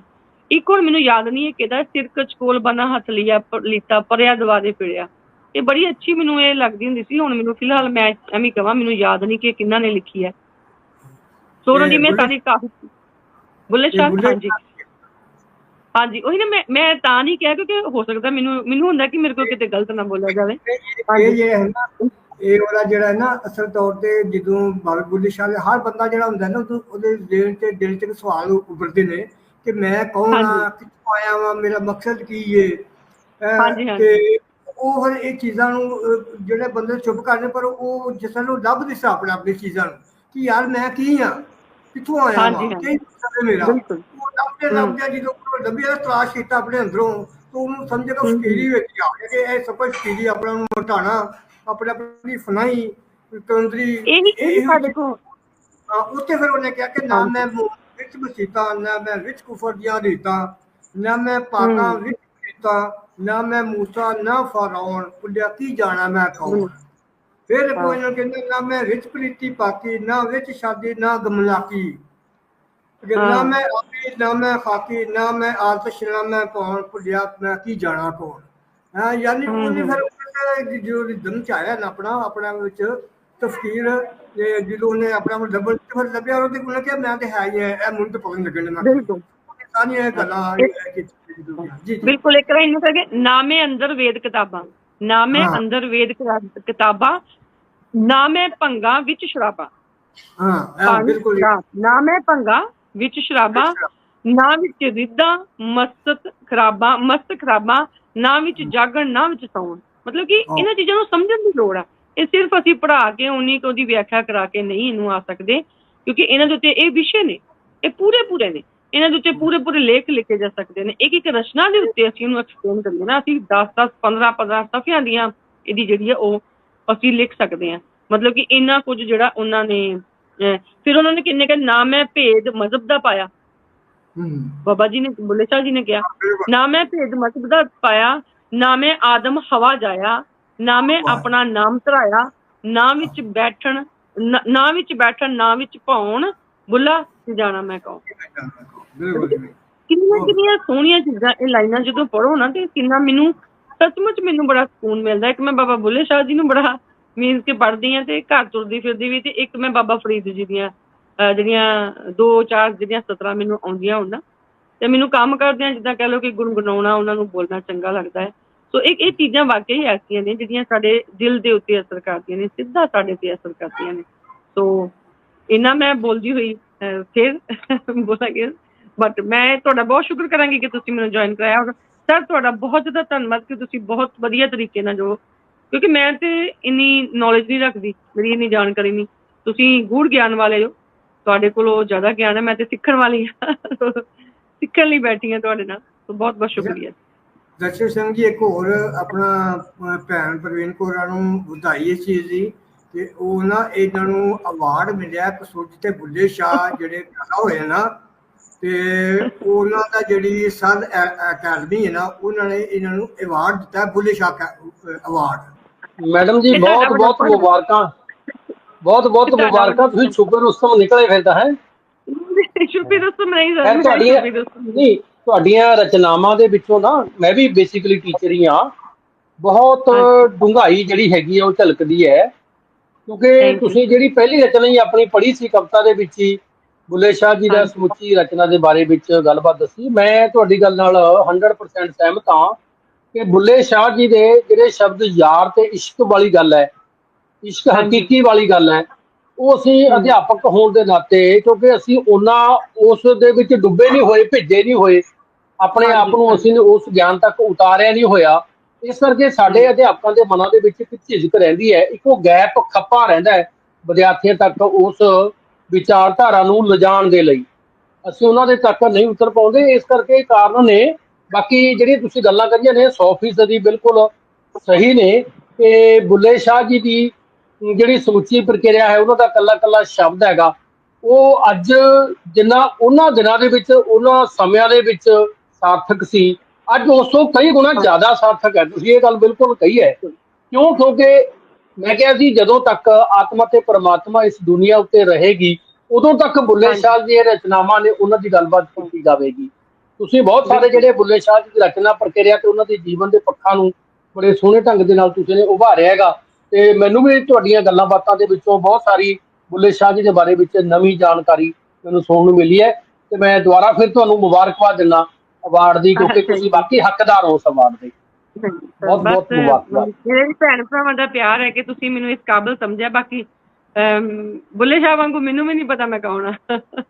ਤੁਸੀਂ ਕਰ ਲਓ ਗੱਲਬਾਤ, ਉਸ ਤੋਂ ਬਾਅਦ ਮੈਂ ਸੁਣਾਉਂਗਾ। ਇਹ ਆਪਣਾ ਜਸਰ ਸਿੰਘ ਜੀ, ਇੱਕ ਹੋਰ ਪੱਖ ਦੀ ਮੈਂ ਗੱਲ ਕਰਨਾ ਕਿ ਬਾਬੇ ਬੁੱਲੇ ਸ਼ਾਹ ਇਸ਼ਕ ਦੀ ਜਿਹੜੀ ਹੈ ਨਾ, ਇਸ਼ਕ ਦੇ ਵਿੱਚ ਉਹ ਇਸ਼ਕ ਕਿਹੜਾ ਲਿਖਦਾ ਸੀ ਕਿ ਇਹਨੇ ਅਸੀਂ ਸਮਝਦੇ ਜਾਂ ਆਮ ਲੋਕ ਸਮਝਦੇ ਹੋਣੇ ਨੇ ਕਿ ਉਹ ਜਿਵੇਂ ਦੁਨਿਆਵੀ ਇਸ਼ਕ ਹੈ ਸਾਡਾ, ਉਹਦੀ ਉਹ ਗੱਲ ਕਰਦੇ ਨੇ। ਚਲੋ ਉਹ ਇਸ਼ਕ ਦੀ ਗੱਲ ਕਰਦੇ, ਉਹਨਾਂ ਦਾ ਜਿਹੜਾ ਫਿਕਰ ਹੈ ਨਾ, ਉਹਦੇ ਨਾਲ ਜਿਹੜਾ ਉਹਨਾਂ ਦਾ ਇਸ਼ਕ ਹੈ ਨਾ, ਜਿਹਦੇ ਵਿੱਚ ਉਹ ਇਸ਼ਕ ਕਰਕੇ ਜਾਂ ਗੱਲਾਂ ਕਰਕੇ ਉਹ ਆਪਣੀ ਫਨਾਈ ਦਾ, ਯਾਨੀ ਆਪਣਾ ਅੱਜ ਜਦੋਂ ਬੰਦਾ ਇਨਸਾਨ ਆਮ ਹੁੰਦਾ ਨਾ, ਆਤਮਾ ਜੋ ਪਰਮਾਤਮਾ 'ਚ ਹੋ ਜਾਂਦਾ, ਚਲਾ ਜਾਂਦਾ, ਯਾਨੀ ਉਹ ਮੁਹੱਬਤ ਪਿਆਰ ਉਹਦੇ 'ਚ ਹੋ ਜਾਂਦੀ, ਉਹ ਵਕਤ ਵਜੂਦ ਜਿਵੇਂ ਇੱਕ ਵਜੂਦ ਕਾਇਨਾਤ ਦਾ ਗਿਣਿਆ ਜਾਂਦਾ। ਮੈਂ 2 ਮਿੰਟ ਗੱਲ ਕਰਨਾ, 1 ਮਿੰਟ ਦਿਓ ਮੈਨੂੰ। ਮੈਂ ਪਿਆਰ ਤੇ ਬਹੁਤ ਕੁਝ ਲਿਖਿਆ ਸਰ, ਔਰ ਮੈਨੂੰ ਇਹ ਚੀਜ਼ ਦਾ ਬੜਾ ਸੈਟਿਸਫਾਈਡ ਹੁੰਦੀ ਮੈਂ ਕਿ ਮੇਰੇ ਬੱਚੇ ਮੈਨੂੰ ਸੁਣਦੇ ਆ, ਔਰ ਜੋ ਮੈਂ ਸਮਝਾਉਂਦੀ ਹਾਂ ਨਾ, ਔਰ ਉਹਨਾਂ ਵਿੱਚੋਂ ਅਗਰ ਮੈਂ 80% ਵੀ ਬੱਚਿਆਂ ਨੂੰ ਸਮਝਾ ਲਿਆ ਨਾ, ਤੇ ਉਹ ਮੈਨੂੰ ਉਹ ਸਮਝਦੇ ਆ, ਉਹ ਮੇਰੇ ਇਹੋ ਜਿਹੇ ਵਰਡ ਨੂੰ ਜਿਹੜੇ ਮੈਂ ਬੋਲਦੀ ਹਾਂ ਨਾ, ਉਹ ਬੜੇ ਰਿਲੈਕਸ ਹੋ ਕੇ ਸੁਣਦੇ ਆ, ਕਿਉਂਕਿ ਮੈਂ ਉਹਨਾਂ ਦੀ ਪਹਿਲੋਂ ਉਹਨਾਂ ਦੀ ਜਿਹੜੀ ਉਹ ਕਹਿ ਲਓ ਕਿ ਪਲੈਨਿੰਗ ਇੱਦਾਂ ਦੀ ਬਣਾ ਲੈਂਦੀ ਹਾਂ ਕਿ ਮੈਂ ਇਹ ਵਰਡ ਬੋਲਦੀ ਹਾਂ। ਮੈਂ ਕਲਾਸ ਵਿੱਚ ਵੀ ਆਪਣੇ ਮੁੰਡਿਆਂ ਨੂੰ ਕਹਿ ਦਿੰਦੀ ਆ ਮੇਰਾ ਸੋਹਣਾ ਪੋਤਾ, ਮੇਰੀ ਸੋਹਣੀ ਪੱਗ ਬੱਜੀ, ਮਤਲਬ ਉਹਨਾਂ ਨੂੰ ਲੱਗਦਾ ਹੈ ਕਿ ਸਾਡੀ ਮਾਂ ਆ, ਮਤਲਬ ਕਿ ਇਹਨੇ। ਔਰ ਮੈਂ ਮੰਨੋਗੇ ਅੱਜ ਕੱਲ੍ਹ ਦੇ ਚ ਬੱਚੇ ਮਾਰ ਨਹੀਂ ਖਾਂਦੇ, ਲੇਕਿਨ ਮੈਨੂੰ ਕਹਿਣਗੇ ਮੈਡਮ ਕੋਈ ਗੱਲ ਨਹੀਂ, ਤੁਸੀਂ ਜੋ ਮਰਜ਼ੀ ਕਹਿ ਲਓ। ਮਤਲਬ ਕਿ ਸਾਡੇ ਚ, ਮੈਨੂੰ ਲੱਗਦਾ ਕਿ ਸਾਡੇ ਚ ਕਮੀ ਰਹਿ ਜਾਂਦੀ। ਬਹੁਤ ਜ਼ਿਆਦਾ ਬੱਚੇ ਅੱਛੇ ਨੇ, ਬੱਚੇ ਬਹੁਤ ਇੰਟੈਲੀਜੈਂਟ ਨੇ, ਬਸ ਜਿੱਦਾਂ ਕਹਿ ਲਓ ਨਾ ਕਿ ਉਹਨਾਂ ਨੂੰ ਇੱਕ ਪਲੇਟਫਾਰਮ ਵਧੀਆ ਔਰ ਇੱਕ ਸੋਚ ਨਹੀਂ ਅਸੀਂ ਦਿੱਤੀ। ਅਸੀਂ ਟਾਈਮ ਨਹੀਂ ਦਿੰਦੇ ਉਹਨਾਂ ਵਿਚਾਰਿਆਂ ਨੂੰ, ਅਸੀਂ ਪੈਸਾ ਦੇ ਦਿੰਦੇ ਹਾਂ। ਇਹਨਾਂ ਬੱਚੇ ਨੂੰ ਟਾਈਮ ਦੇਣ ਦੀ ਲੋੜ ਹੈ, ਅੱਜ ਸਮਾਂ ਇਹ ਆ। ਤੇ ਮੇਰੀ ਕੋਸ਼ਿਸ਼ ਇਹ ਹੁੰਦੀ ਹੈ ਕਿ ਮੈਂ ਇਹਨਾਂ ਨੂੰ ਟਾਈਮ ਦੇਵਾਂ। ਪੈਸੇ ਤੇ ਮੈਨੂੰ ਮਿਲ ਹੀ ਜਾਣੇ ਆ, ਜਿਹੜੀ ਮੈਂ ਨੌਕਰੀ ਕਰਦੀ ਉਹ ਤੇ ਮੈਨੂੰ ਮਿਲ ਹੀ ਜਾਣੇ, ਬਟ ਮੈਂ ਐਕਸਟਰਾ ਕੀ ਕਰਕੇ ਜਾ ਰਹੀ ਹਾਂ ਉਹ ਆ ਕਿ ਮੈਂ ਇਹਨਾਂ ਦੇ ਕੁਛ ਹੀ ਬੱਚਿਆਂ ਚੋਂ ਮੈਂ ਕਹਿੰਦੀ ਹੁੰਦੀ ਕਿ ਬੇਟਾ ਮੈਂ ਪੌਦੇ ਲਾ ਰਹੀ ਹਾਂ, ਮੈਂ ਇੱਕ ਤੁਹਾਡਾ ਪੌਦਾ ਲਾ ਰਹੀ ਹਾਂ, 1 ਸਾਲ ਦੇ ਮੇਰੇ ਹਰ ਬੈਚ ਦੇ 2-2 ਪੌਦੇ ਵੀ ਲੱਗ ਗਏ ਨਾ, ਤੇ ਮੈਂ ਕਹੂੰਗੀ ਮੈਂ ਕੁਛ ਕਰਕੇ ਗਈ। ਮਤਲਬ ਕਿ ਮੈਂ ਤੁਹਾਡੀ ਸੋਚ ਬਦਲਣ ਆਉਂਗੀ। ਪੜ੍ਹ ਤੁਸੀਂ ਲੈਣਾ ਆ, ਪੇਪਰਾਂ ਚੋਂ ਪਾਸ ਤੁਸੀਂ ਹੋ ਜਾਣਾ, ਉਹ ਮੈਨੂੰ ਪਤਾ ਹੈ, ਬਟ ਮੈਂ ਤੁਹਾਡੀ ਸੋਚ ਬਦਲਣ ਆਉਂਦੀ ਹਾਂ, ਮੇਰਾ ਇਹ ਮਕਸਦ ਹੈ। ਹਾਂ, ਅਸਲ ਗੱਲ ਵੀ ਇਹੀ ਹੁੰਦੀ ਹੈ ਨਾ, ਉਸ ਇਨਸਾਨ ਦੀ ਸੋਚ ਬਦਲਣਾ, ਉਹਨੂੰ ਚੀਜ਼ ਲੈਣਾ। ਅੱਛਾ, ਇਹਦੇ ਵਿੱਚ ਨਾ ਆਪਣਾ ਬੁੱਲੇ ਸ਼ਾਹ ਜਿਹੜੇ ਨਾ ਖੁਦ ਫਰਾਇਜ਼ ਦੇ ਬਾਰੇ ਲਿਖਦੇ ਨੇ, ਆਪਣਾ ਜੋ ਖਤਮ ਕਰਦੇ ਨੇ ਕਿ ਰਾਂਝਾ ਰਾਂਝਾ ਕਰਦੀ ਨੇ ਮੈਂ ਆਪੇ ਰਾਂਝਾ ਹੋਈ, ਰਾਂਝਾ ਰਾਂਝਾ ਕਰਦੀ ਨੇ ਮੈਂ ਆਪੇ ਰਾਂਝਾ ਹੋਈ, ਸੱਦੋ ਮੈਨੂੰ ਧੀਦੋ ਰਾਂਝਾ ਹੀਰ ਨੂੰ ਆਖੋ ਕੋਈ ਹੈ। ਤੇ ਯਾਨੀ ਉਹ ਖੁਦ ਫਰਾਇਜ਼ ਇਹਨਾਂ ਕੋਲ ਆਪਣੇ ਹੀਰ ਦੇ ਰਾਂਝੇ ਦੇ ਜਿਸਮ ਜਿਹੜਾ ਨਾ ਇੱਕ ਜਿਸਮ ਕਹਿੰਦੇ ਨੇ, ਤੇ ਹੋ ਜਾਂਦਾ ਇਹ। ਅਸਲ ਰਾਂਝੇ ਦੀ ਇਹਨਾਂ ਨੇ ਆਪਣਾ ਇੱਕ ਸਟੋਰੀ ਲਿਖੀ ਹੈ ਨਾ, ਕਹਾਣੀ, ਇਹ ਇੱਕ ਇਨਸਾਨ ਦੀ ਪੂਰੀ ਜ਼ਿੰਦਗੀ ਹੈ।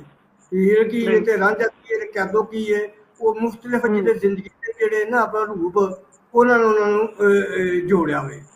ਤੇ ਫਿਰ ਇਹ ਚੀਜ਼ ਜੋ ਮੈਂ ਸਮਝਣਾ ਸਾਂ ਕਿ ਇਹਨਾਂ ਨੇ ਫਿਰ ਹਰ ਜਿਹੜੀ ਇਹਨਾਂ ਮਹਜ਼ਾਮਤ ਜਿਹੜੇ ਸਾਡੇ ਮੁਖਤਲਿਫ ਕਿਰਦਾਰ ਹੁੰਦੇ ਨੇ, ਮਸਲਨ ਸਾਡੇ ਪੰਡਤ ਨੇ ਜਾਂ ਮੌਲਵੀ ਨੇ, ਉਹਨਾਂ ਦੇ ਕੁਛ ਕਿਰਦਾਰ ਜਿਹੜੇ ਹੁੰਦੇ ਨਾ ਉਹ ਸ਼ੱਕ ਸ਼ੁਬੇ ਵਾਲੇ ਹੁੰਦੇ ਨੇ, ਯਾਨੀ ਉਹਨੂੰ ਇੱਕ ਨਾ ਲੋਕਾਂ ਨੂੰ ਇਸ ਕਿਸਮ ਦੀ ਅਸਲ ਗੱਲ ਨਹੀਂ ਦੱਸਦੇ, ਉਹਨੂੰ ਗੱਲ ਇਸ ਕਿਸਮ ਦੇ ਦੱਸ ਗੁੰਝਲਾਂ 'ਚ ਰੱਖਦੇ ਨੇ। ਤੇ ਉੱਥੋਂ ਜਿਹੜੇ ਨਾ ਉਹ ਫਿਰ ਆਪਣਾ ਬੁੱਲੇ ਸ਼ਾਹ ਉਹ ਫਿਰ ਲਿਖਦੇ ਨੇ, ਜਦੋਂ ਵੇਖਦਾ ਨਾ ਕਿ ਇਹਨਾਂ ਦਾ ਕਿਰਦਾਰ, ਮੌਲਵੀਆਂ ਦਾ ਕਿਰਦਾਰ ਸਮਾਜ ਵਿੱਚ ਅੱਛਾ ਕਿਰਦਾਰ ਨਹੀਂ ਹੈਗਾ, ਇਹਨਾਂ ਮਸਲੇ ਤੇ ਗੱਲ ਕਰਦਾ, ਕਹਿੰਦਾ ਪੜ੍ਹ ਪੜ੍ਹ ਮਸਲੇ ਰੋਜ਼ ਸੁਣਾਵੇ, ਪੜ੍ਹ ਪੜ੍ਹ ਮਸਲੇ ਰੋਜ਼ ਸੁਣਾਵੇ, ਖਾਣਾ ਸ਼ੱਕ ਸ਼ੁਬੇ ਦਾ ਖਾਵੇ, ਪੜ੍ਹ ਪੜ੍ਹ ਮਸਲੇ ਰੋਜ਼ ਸੁਣਾਵੇ, ਖਾਣਾ ਸ਼ੱਕ ਸ਼ੁਬੇ ਦਾ ਖਾਵੇ, ਦੱਸੇ ਹੋਰ ਤੇ ਹੋਰ ਕਮਾਵੇ, ਦੱਸੇ ਹੋਰ ਤੇ ਹੋਰ ਕਮਾਵੇ, ਅੰਦਰ ਖੋਰ ਤੇ ਬਾਹਰ ਸਚਿਆਰ, ਇਲਮੋਂ ਬਸ ਕਰੋ ਯਾਰ, ਇਲਮੋਂ ਬਸ ਕਰੀ। ਉਹਨਾਂ ਨੇ ਇੱਕ ਜਿਹੜਾ ਮੌਲਵੀਆਂ ਦਾ ਪੰਡਤ ਦਾ ਰੂਪ ਹੈ ਨਾ, ਉਹਨਾਂ ਦੀ ਵੀ ਗੱਲਬਾਤ ਕੀਤੀ ਹੈ। ਉਹਨਾਂ ਜਿਹਨੇ ਅਕਸ਼ਰ ਸਿੰਘ ਨੇ ਕਿਹਾ ਨਾ ਕਿ ਇਹਨਾਂ ਨੇ ਕਿਹਾ ਕਿ ਉਹਨਾਂ ਨੇ ਬੜੇ ਪੱਖਾਂ ਦੀ ਗੱਲ ਕੀਤੀ ਹੈ। ਫਿਰ ਜਿਹੜਾ ਉਹਨਾਂ ਨੇ ਗੱਲ ਜਿਹੜੀ ਹੈ ਨਾ, ਇੱਕ ਜਿਹੜੇ ਜ਼ਮੀਨਦਾਰ ਨੇ ਜਾਂ ਸਰਮਾਇਆਦਾਰ ਨੇ ਉਹ ਜ਼ੁਲਮ ਕਰਦੇ ਸਨ, ਜ਼ਿਆਦਤੀਆਂ ਜਿਹੜੀ ਆਮ ਪਬਲਿਕ ਨਾਲ, ਆਮ ਲੋਕਾਂ ਨਾਲ ਕਰਦੇ ਸਨ, ਤੇ ਉਹਨਾਂ ਦਾ ਵੀ ਜਿਹੜਾ ਨਾ ਉਹਨਾਂ ਨੇ ਆਪਣਾ ਉਹਨਾਂ ਦਾ ਅੱਗੇ ਖਲੋਤੇ ਮਜ਼ਾਮਤ ਕੀਤੀ ਉਹਨਾਂ ਨੇ। ਤੇ ਉਹ ਵੀ ਉਸ ਬਾਰੇ ਥੋੜਾ ਜਿਹਾ ਇੱਕ ਸ਼ੇਰ ਮੇਰੇ ਸਾਹਮਣੇ ਆਉਣ ਲਿਆ ਕਿ ਸੱਚ ਆਖਾਂ ਮੰਨਾ, ਸੱਚ ਆਖ ਤੋਂ ਮੰਨਾ ਕਿਉਂ ਡਰਨਾ ਹੈ, ਇਹ ਸੱਚ ਪਿੱਛੇ ਤੂੰ ਤੁਰਨਾ ਹੈ। ਯਾਨੀ ਸੱਚ ਜਿਹੜਾ ਉਹ ਕਰਨਾ ਹੀ ਕਰਨਾ ਨਾ, ਉਹਦੇ ਪਿੱਛੇ ਤੂੰ ਤੁਰਨਾ ਹੈ। ਤੇ ਸੱਚ ਜਿਹੜਾ ਜਿੱਥੇ ਵੀ ਗੱਲ ਤੁਹਾਨੂੰ ਪੁੱਠੀ ਲੱਗਦੀ ਹੈ ਉਹਨੂੰ ਜਿਹੜਾ ਤੁਸੀਂ ਉਹਨੂੰ ਨਿੰਦੋ, ਤੇ ਉਹ ਇਹ ਗੱਲ ਜਿਹੜੀ ਹੈ ਨਾ ਆਪਣਾ ਉਹਨੂੰ ਜਟਲਾਓ ਕਿ ਇਹ ਗੱਲ ਨਹੀਂ ਸਹੀ ਹੈ, ਕਿ ਭਾਵੇਂ ਅਗਲੇ ਨੂੰ ਬੁਰੀ ਲੱਗੇ, ਭਾਵੇਂ ਤੁਹਾਨੂੰ ਉਹ ਕੋਈ ਉੱਥੋਂ ਦਾ ਜ਼ਿਮੀਂਦਾਰ ਜਾਂ ਜਗੀਰਦਾਰ ਹੈ। ਤੇ ਉਹ ਇਹ ਕਹਿੰਦੇ ਨੇ ਕਿ ਬੁੱਲੇ ਸ਼ਾਹ ਜਦੋਂ ਇਸ ਗੱਲਾਂ ਤੋਂ ਜਿਹੜਾ ਬੁੱਲੇ ਸ਼ਾਹ ਦੇ ਲੋਕ ਉੱਥੋਂ ਦੇ ਜਿਹੜੇ ਸਰਮਾਇਆਦਾਰ ਲੋਕ ਸਨ, ਜਿਹੜੇ ਜ਼ਿਮੀਂਦਾਰ ਲੋਕ ਸਨ ਨਾ, ਉਹਨੂੰ ਪਿੰਡ 'ਚ ਰਹਿਣ ਨਹੀਂ ਦਿੱਤਾ। ਅਸੀਂ ਤਾਂ ਗਏ ਨਾ, ਉੱਥੇ ਵੇਖਿਆ ਕਿ ਬੁੱਲੇ ਸ਼ਾਹ ਨੂੰ ਪਿੰਡ 'ਚ ਕੱਢਤਾ ਸਾਨੇ, ਉਹਦਾ ਜਿਹੜਾ ਦਰਬਾਰ ਪਿੰਡੋਂ ਬਾਹਰ ਬਣਿਆ, ਪਿੰਡੋਂ ਬਾਹਰ ਬਣਿਆ, ਕਿਉਂਕਿ ਉਹ ਉਹਨੂੰ ਪਸੰਦ ਨਹੀਂ ਸੀ ਕਰਦੇ। ਯਾਰ ਇਹ ਗੱਲਾਂ ਪਤਾ ਨਹੀਂ ਕਿੱਦਾਂ ਦੀਆਂ ਕੀਤੀਆਂ ਗੱਲਾਂ। ਤੇ ਉਹ ਹੁਣ ਉਹ ਜਿਹੜਾ ਦਰਬਾਰ ਜਿੱਥੇ ਬਣਿਆ, ਪੂਰਾ ਸ਼ਹਿਰ ਹੁਣ ਉੱਥੇ ਵਸ ਗਿਆ। ਉਹ ਜਿੱਥੇ ਉਹ ਪਿੰਡ ਸੀ, ਉਹ ਪਿੰਡ ਉਵੇਂ ਤਾਂ ਉਵੇਂ ਰਹਿ ਗਿਆ, ਤੇ ਜਿੱਥੇ ਬੁੱਲੇ ਸ਼ਾਹ ਨੂੰ ਦਫਨਾਤਾ ਸੀ ਉਹ ਆ ਗਿਆ ਸੀ, ਤੇ ਸਾਰਾ ਸ਼ਹਿਰ ਹੀ ਉੱਥੇ ਆ ਗਿਆ। ਉਹ ਤੋਂ ਉਦੋਂ ਵੀ ਉਹ ਪਿੰਡ 'ਚੋਂ ਬਾਹਰ ਕੱਢ ਛੱਡ, ਪਰ ਲੋਕਾਂ ਦੇ ਦਿਲਾਂ ਵਿੱਚ ਉਹ ਜਿਹੜਾ ਉਵੇਂ ਤਾਂ ਉਵੇਂ ਹੀ ਹੈ, ਉਹ ਉਹਨਾਂ ਨੂੰ ਮਿਟਾ ਸਕਿਆ। ਸਾਰੇ ਸ਼ਹਿਰ ਜਿਹੜੇ ਪੰਜਾਬ ਵਿੱਚ ਵੀ ਉਦੋਂ ਲੜਾਈਆਂ ਲੜੂੜੀਆਂ, ਸ਼ਾਹ ਦੁਰਾਨੀ ਜਿਹੜੇ ਅਹਿਮਦ ਸ਼ਾਹ ਅਬਦਾਲੀ ਸਨ ਨਾ ਅਫਗਾਨਿਸਤਾਨੀ, ਉਹ ਪੰਜਾਬ ਦੇ ਸਾਡੇ ਚੰਗੇ ਸਨ, ਇੱਥੋਂ ਲੁੱਟਮਾਰ ਕਰਦੇ ਸਨ, ਤੇ ਇੱਥੋਂ ਜਿਹੜੀ ਜੰਗਾਂ ਬਾਗਾਂ ਬੜੀਆਂ ਹੁੰਦੀਆਂ ਸਨ। ਤੇ ਉੱਥੋਂ ਜਿਹੜੇ ਯਾਨੀ ਇਹ ਚੀਜ਼ ਸੀ ਕਿ ਲੋਕਾਂ ਕੋਲ ਇੱਥੋਂ ਹੁੰਦੇ ਸਨ ਜੋ ਹਮਲੇ ਕਰਦੇ ਸਨ, ਲੋਕਾਂ ਨੂੰ ਲੁੱਟ ਲੁਟਾ ਕੇ ਲਿਆ ਲੂ ਜਾਂਦੇ ਸਨ ਮੁਖਤਲਿਫ ਲੋਕ ਜਿਹੜੇ ਹੁੰਦੇ ਸਨ। ਤੇ ਉਹ ਫਿਰ ਪੰਜਾਬ ਖਾਸ ਕਰਕੇ ਪਹਿਲੋਂ ਜਿਹੜਾ ਹੁੰਦਾ ਨਹੀਂ ਪੰਜਾਬ ਹੀ ਹੁੰਦਾ ਸੀ। ਜਦੋਂ ਇੱਧਰੋਂ ਅਫਗਾਨਿਸਤਾਨ ਤੋਂ ਜਦੋਂ ਲੋਕ ਹਮਲਾ ਕਰਦੇ ਸਨ ਤੇ ਪਹਿਲਾਂ ਪੰਜਾਬ ਹੀ ਹੁੰਦਾ ਸੀ। ਉਸ ਤੋਂ ਬਾਅਦ ਜੇ ਦੂਸਰੇ ਅੱਗੇ ਨਾ ਸ਼ਹਿਰ ਸ਼ੂਰ ਤੇ ਉਦੋਂ ਉਹਦੇ ਵਿੱਚ ਆਪਣਾ ਬੁੱਲੇ ਸ਼ਾਹ ਜਿਹੜੇ ਨੇ ਉਹ ਆਪਣਾ ਲਿਖਦੇ ਨੇ ਕਿ ਦਰ ਖੁੱਲਾ ਅਸ਼ਰ ਅਜ਼ਾਬ ਦਾ, ਦਰ ਖੁੱਲਾ ਅਸ਼ਰ ਅਜ਼ਾਬ ਦਾ ਬੁਰਾ ਹਾਲ ਹੋਇਆ ਮੇਰੇ ਪੰਜਾਬ ਦਾ। ਯਾਨੀ ਉਹ ਪੰਜਾਬ ਦੀ ਫਿਰ ਗੱਲ ਕਰਦੇ ਉਹਨਾਂ ਦਿਲ 'ਚ ਗੱਲ ਹੀ ਆ ਰਿਹਾ ਤੇ ਜ਼ਿਆਦਤੀ ਜ਼ੁਲਮ ਹੋ ਰਿਹਾ। ਉਹਨਾਂ ਫਿਰ ਇਸ ਮੈਂ ਤੇ ਇੱਕ ਸ਼ੇਰ ਉਹਨਾਂ ਦੱਸਣ ਡਿਆ ਲੇਕਿਨ ਉਹਨਾਂ ਨੇ ਇਸ ਤੇ ਬੜੀ ਕਾਫੀਆਂ ਲਿਖੀਆਂ ਨੇ, ਬੜੀ ਚੀਜ਼ ਬੰਦ ਲਿਖੇ ਨੇ ਇੱਥੇ। ਤੇ ਫਿਰ ਉਹਨਾਂ ਜਿਹੜਾ ਜਿਹੜੀ ਚੀਜ਼ ਉਹ ਕਾਫੀ ਮੈਨੂੰ ਜਿੰਨੀਆਂ ਵੀ ਗੱਲਾਂ ਕਰੀਏ ਨਾ ਉਹ ਗੱਲਾਂ ਤੇ ਬਹੁਤ ਲੰਬੀਆਂ ਹੁੰਦੀਆਂ ਨੇ ਤੇ ਇਸ ਵਾਸਤੇ ਕਿ ਉਹ ਸਾਡੇ ਕੋਲ ਟਾਈਮ ਨਹੀਂ ਹੈ ਵੇ ਤੁਹਾਡੇ ਕੋਲ ਰਚਨਾ ਵੀ ਅਸੀਂ ਸੁਣਨੀ ਹੈ। ਤੇ ਮੈਂ ਹੁਣ ਕਹਾਂਗਾ ਤੁਸੀਂ ਜਿਹੜੀ ਰਚਨਾ ਸਾਣੀ ਜਾਂ ਆਪਣਾ ਲਸਰ ਸਿੰਘ ਨੇ ਕੋਈ ਗੱਲ ਰਹਿ ਗਈ ਹੈ ਤੇ ਉਹ ਕਰਨੀ ਉਹ ਕਰੀਏ। ਪਹਿਲਾਂ ਸਭ ਨੂੰ ਟਾਈਮ ਦਿਓ ਨਾ ਸਰ, ਤੁਸੀਂ ਆਪਣੀ ਕੋਈ ਗੱਲ ਰੱਖਣੀ ਚਾਹੁੰਦੇ ਜੇ ਜ਼ਰੂਰ ਕਰੋ। ਨਹੀਂ ਹਾਂਜੀ ਮੈਂ ਹਾਂਜੀ ਲਸਰ ਸਿੰਘ ਮੈਂ 1 ਮਿੰਟ ਲਊਂਗਾ, ਸਿਰਫ 1 ਮਿੰਟ। ਹਾਂਜੀ ਆਓ ਸਰ ਆਓ, ਕੋਈ ਗੱਲ ਨਹੀਂ, ਰਚਨਾ ਦੀ ਕੋਈ ਗੱਲ ਨਹੀਂ, ਤੁਸੀਂ ਆਪਣੇ ਵਿਚਾਰ ਸਾਂਝੇ ਕਰੋ। ਨਹੀਂ ਰਚਨਾ ਵੀ ਤੁਹਾਡੀ ਸੁਣਾਂਗੇ ਜ਼ਰੂਰ, ਰਚਨਾ ਤੁਹਾਡੀ ਜ਼ਰੂਰ ਸੁਣਨੀ ਹੈ, ਕਮਾਲ ਦੀ ਗੱਲ ਹੈ ਜੀ। ਆਪਾਂ ਵੈਸੇ ਹਾਂਜੀ ਹਾਂ ਅੱਛਾ, ਮੈਨੂੰ ਨਾ ਇੱਕ ਗੱਲ ਬੁੱਲੇ ਸ਼ਾਹ ਜੀ ਦੇ ਬਾਰੇ ਵਿੱਚ ਯਾਦ ਆਉਂਦੀ ਹੈ, ਉਹਨਾਂ ਦੀ ਜ਼ਿੰਦਗੀ ਦੀ ਫਿਲਾਸਫੀ। ਤੇ ਆਮ ਤੌਰ ਦੇ ਉੱਤੇ ਜਿਹੜੇ ਰੱਬ ਨੂੰ ਮੰਨਣ ਵਾਲੇ ਕੁਝ ਲੋਕਾਂ ਨੇ ਰੱਬ ਨੂੰ ਪਾਉਣ ਦੇ ਲਈ ਘਰ-ਬਾਰ ਛੱਡ ਕੇ ਜੰਗਲਾਂ ਬੇਲਿਆਂ ਦੇ ਵਿੱਚ ਤਬੇਲਿਆਂ ਦੇ ਵਿੱਚ ਉਹ ਰਹਿਣ ਲੱਗ ਪਏ, ਉੱਥੇ ਰੱਬ ਨੂੰ ਲੱਭਣ ਵਾਲੀ ਅੱਲਾ ਨੂੰ ਲੱਭਣ ਵਾਸਤੇ ਚਲੇ ਗਏ ਨੇ। ਪਰ ਬੁੱਲੇ ਸ਼ਾਹ ਜੀ ਨੇ ਇਸ ਗੱਲ ਨੂੰ ਟੋਟਲੀ ਕੰਡੈਮ ਕੀਤਾ ਹੈ। ਤੁਸੀਂ ਵੀ ਜਿਵੇਂ ਕਿਹਾ ਸੀ ਕਿ ਉਹਨਾਂ ਨੇ ਇਹ ਆਖਿਆ ਵੀ ਰੱਬ ਤੁਹਾਡੇ ਅੰਦਰ ਹੈ, ਅੰਦਰੋਂ ਲੱਭਣਾ ਹੈ, ਇੰਟਰੋਸਪੈਕਟਰੀ ਹੋਣਾ ਹੈਗਾ, ਆਤਮ ਚਿੰਤਨ ਕਰਨਾ ਹੈ। ਇਸ ਕਰਕੇ ਉਹਨਾਂ ਨੇ ਘਰ-ਬਾਰ ਨਾ ਛੱਡ ਕੇ, ਪਰ ਜਦੋਂ ਉਹਨਾਂ ਨੂੰ ਘਰ-ਬਾਰ ਦੇ ਵਿੱਚ ਰਹਿ ਨਹੀਂ ਦਿੱਤਾ ਗਿਆ ਫਿਰ ਉਹਨੂੰ ਬਾਹਰ ਜਾਣਾ ਪਿਆ, ਡੇਰਿਆਂ ਦੇ ਵਿੱਚ ਰਹਿਣਾ ਪਿਆ।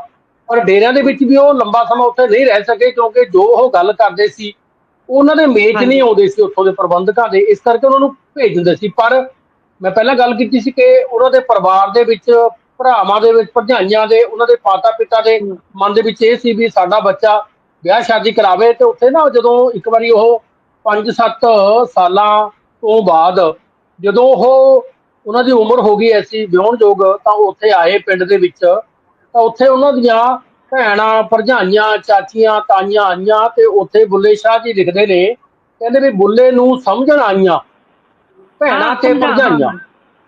ਹਾਂਜੀ ਬੁੱਲੇ ਨੂੰ ਸਮਝਾਉਣ, ਚਲੋ ਬੁੱਲੇ ਨੂੰ ਸਮਝਣ ਆਈਆਂ ਭੈਣਾਂ ਤੇ ਭਰਜਾਈਆਂ, ਆਲ ਨਬੀ ਔਲਾਦ ਅਲੀ ਦੀ, ਬੁੱਲਿਆ ਤੂੰ ਕਿਉਂ ਲੀਕਾਂ ਲਾਈਆਂ। ਉੱਥੇ ਉਸਨੂੰ ਕਹਿ ਰਹੀਆਂ ਨੇ ਵੀ ਤੂੰ ਇਹ ਘਰ-ਬਾਰ ਛੱਡ ਕੇ ਤੂੰ ਕਿਹੜੇ ਰਸਤੇ ਪਿਆ ਹੋਇਆ ਹੈ, ਇਸ ਕਰਕੇ ਤੂੰ ਇਸ ਗੱਲ ਨੂੰ ਛੱਡ। ਹੁਣ ਬੁੱਲੇ ਸ਼ਾਹ ਲਿਖਦੇ ਨੇ, ਮੰਨ ਲੈ ਬੁੱਲਿਆ ਸਾਡਾ ਕਹਿਣਾ, ਛੱਡ ਤੇ ਪੱਲਾ ਰਾਈਆਂ, ਵੀ ਤੂੰ ਜਿਹੜੇ ਰਸਤੇ ਪਿਆ ਹੋਇਆ ਉਸ ਨੂੰ ਛੱਡ ਦੇ। ਤੇ ਉਹਨਾਂ ਨੂੰ ਬੜਾ ਕੁਝ ਸਮਝਾਉਣ ਦੀ ਕੋਸ਼ਿਸ਼ ਕੀਤੀ, ਪਰ ਬੁੱਲੇ ਸ਼ਾਹ ਜੀ ਜਿਹੜੇ ਹੈਗੇ ਨੇ ਉਹਨਾਂ ਨੂੰ ਫਿੱਟ ਨਹੀਂ ਆਉਂਦੇ ਸੀ। ਇੱਕ ਮਿੰਟ ਜਿਹੜੇ ਆਪਣਾ ਨਾ ਤੁਸੀਂ ਕਹਿੰਦਾ ਅਰਾਈਆਂ ਵਿੱਚ ਉਹ ਜਿਹੜੇ ਇਹਨਾਂ ਦੇ ਮੁਰਸ਼ਿਦ ਸਨ ਨਾ ਬਾਬਾ ਅਨਾਇਤ, ਉਹ ਰਾਹੀ ਸਨ, ਇਸ ਵਾਸਤੇ ਉਹਨਾਂ ਨੂੰ ਨਾਲ ਅਰਾਈਆਂ ਦਾ ਹਾਂ ਬਿਲਕੁਲ ਉਹਨਾਂ ਪੱਲਾ ਉਹਨਾਂ ਕਹਿੰਦਾ ਨਹੀਂ ਮੈਂ ਛੱਡਣਾ ਜੀ ਮਤਲਬ ਅੱਜ ਕਰੋ ਛੱਡ ਦੇ ਪੱਲਾ ਰਾਈਆਂ ਦਾ ਮਤਲਬ ਇਹ ਹੈ ਕਿ ਵੀ ਤੂੰ ਕਿਉਂ ਗਿਆ ਆਪਣੇ ਕੋੜਮੇ ਦੇ ਵਿੱਚੋਂ, ਕੋੜਮੇ ਨੂੰ ਛੱਡ ਕੇ ਕਿਉਂ ਗਿਆ, ਤੂੰ ਉਹਨਾਂ ਦੀ ਕੋਈ ਬੇਇੱਜ਼ਤੀ ਕਰਾ ਰਿਹਾ ਹੈ, ਇਸ ਕਰਕੇ ਤੂੰ ਘਰ ਪਰਿਵਾਰ ਦੇ ਵਿੱਚ ਰਹਿ।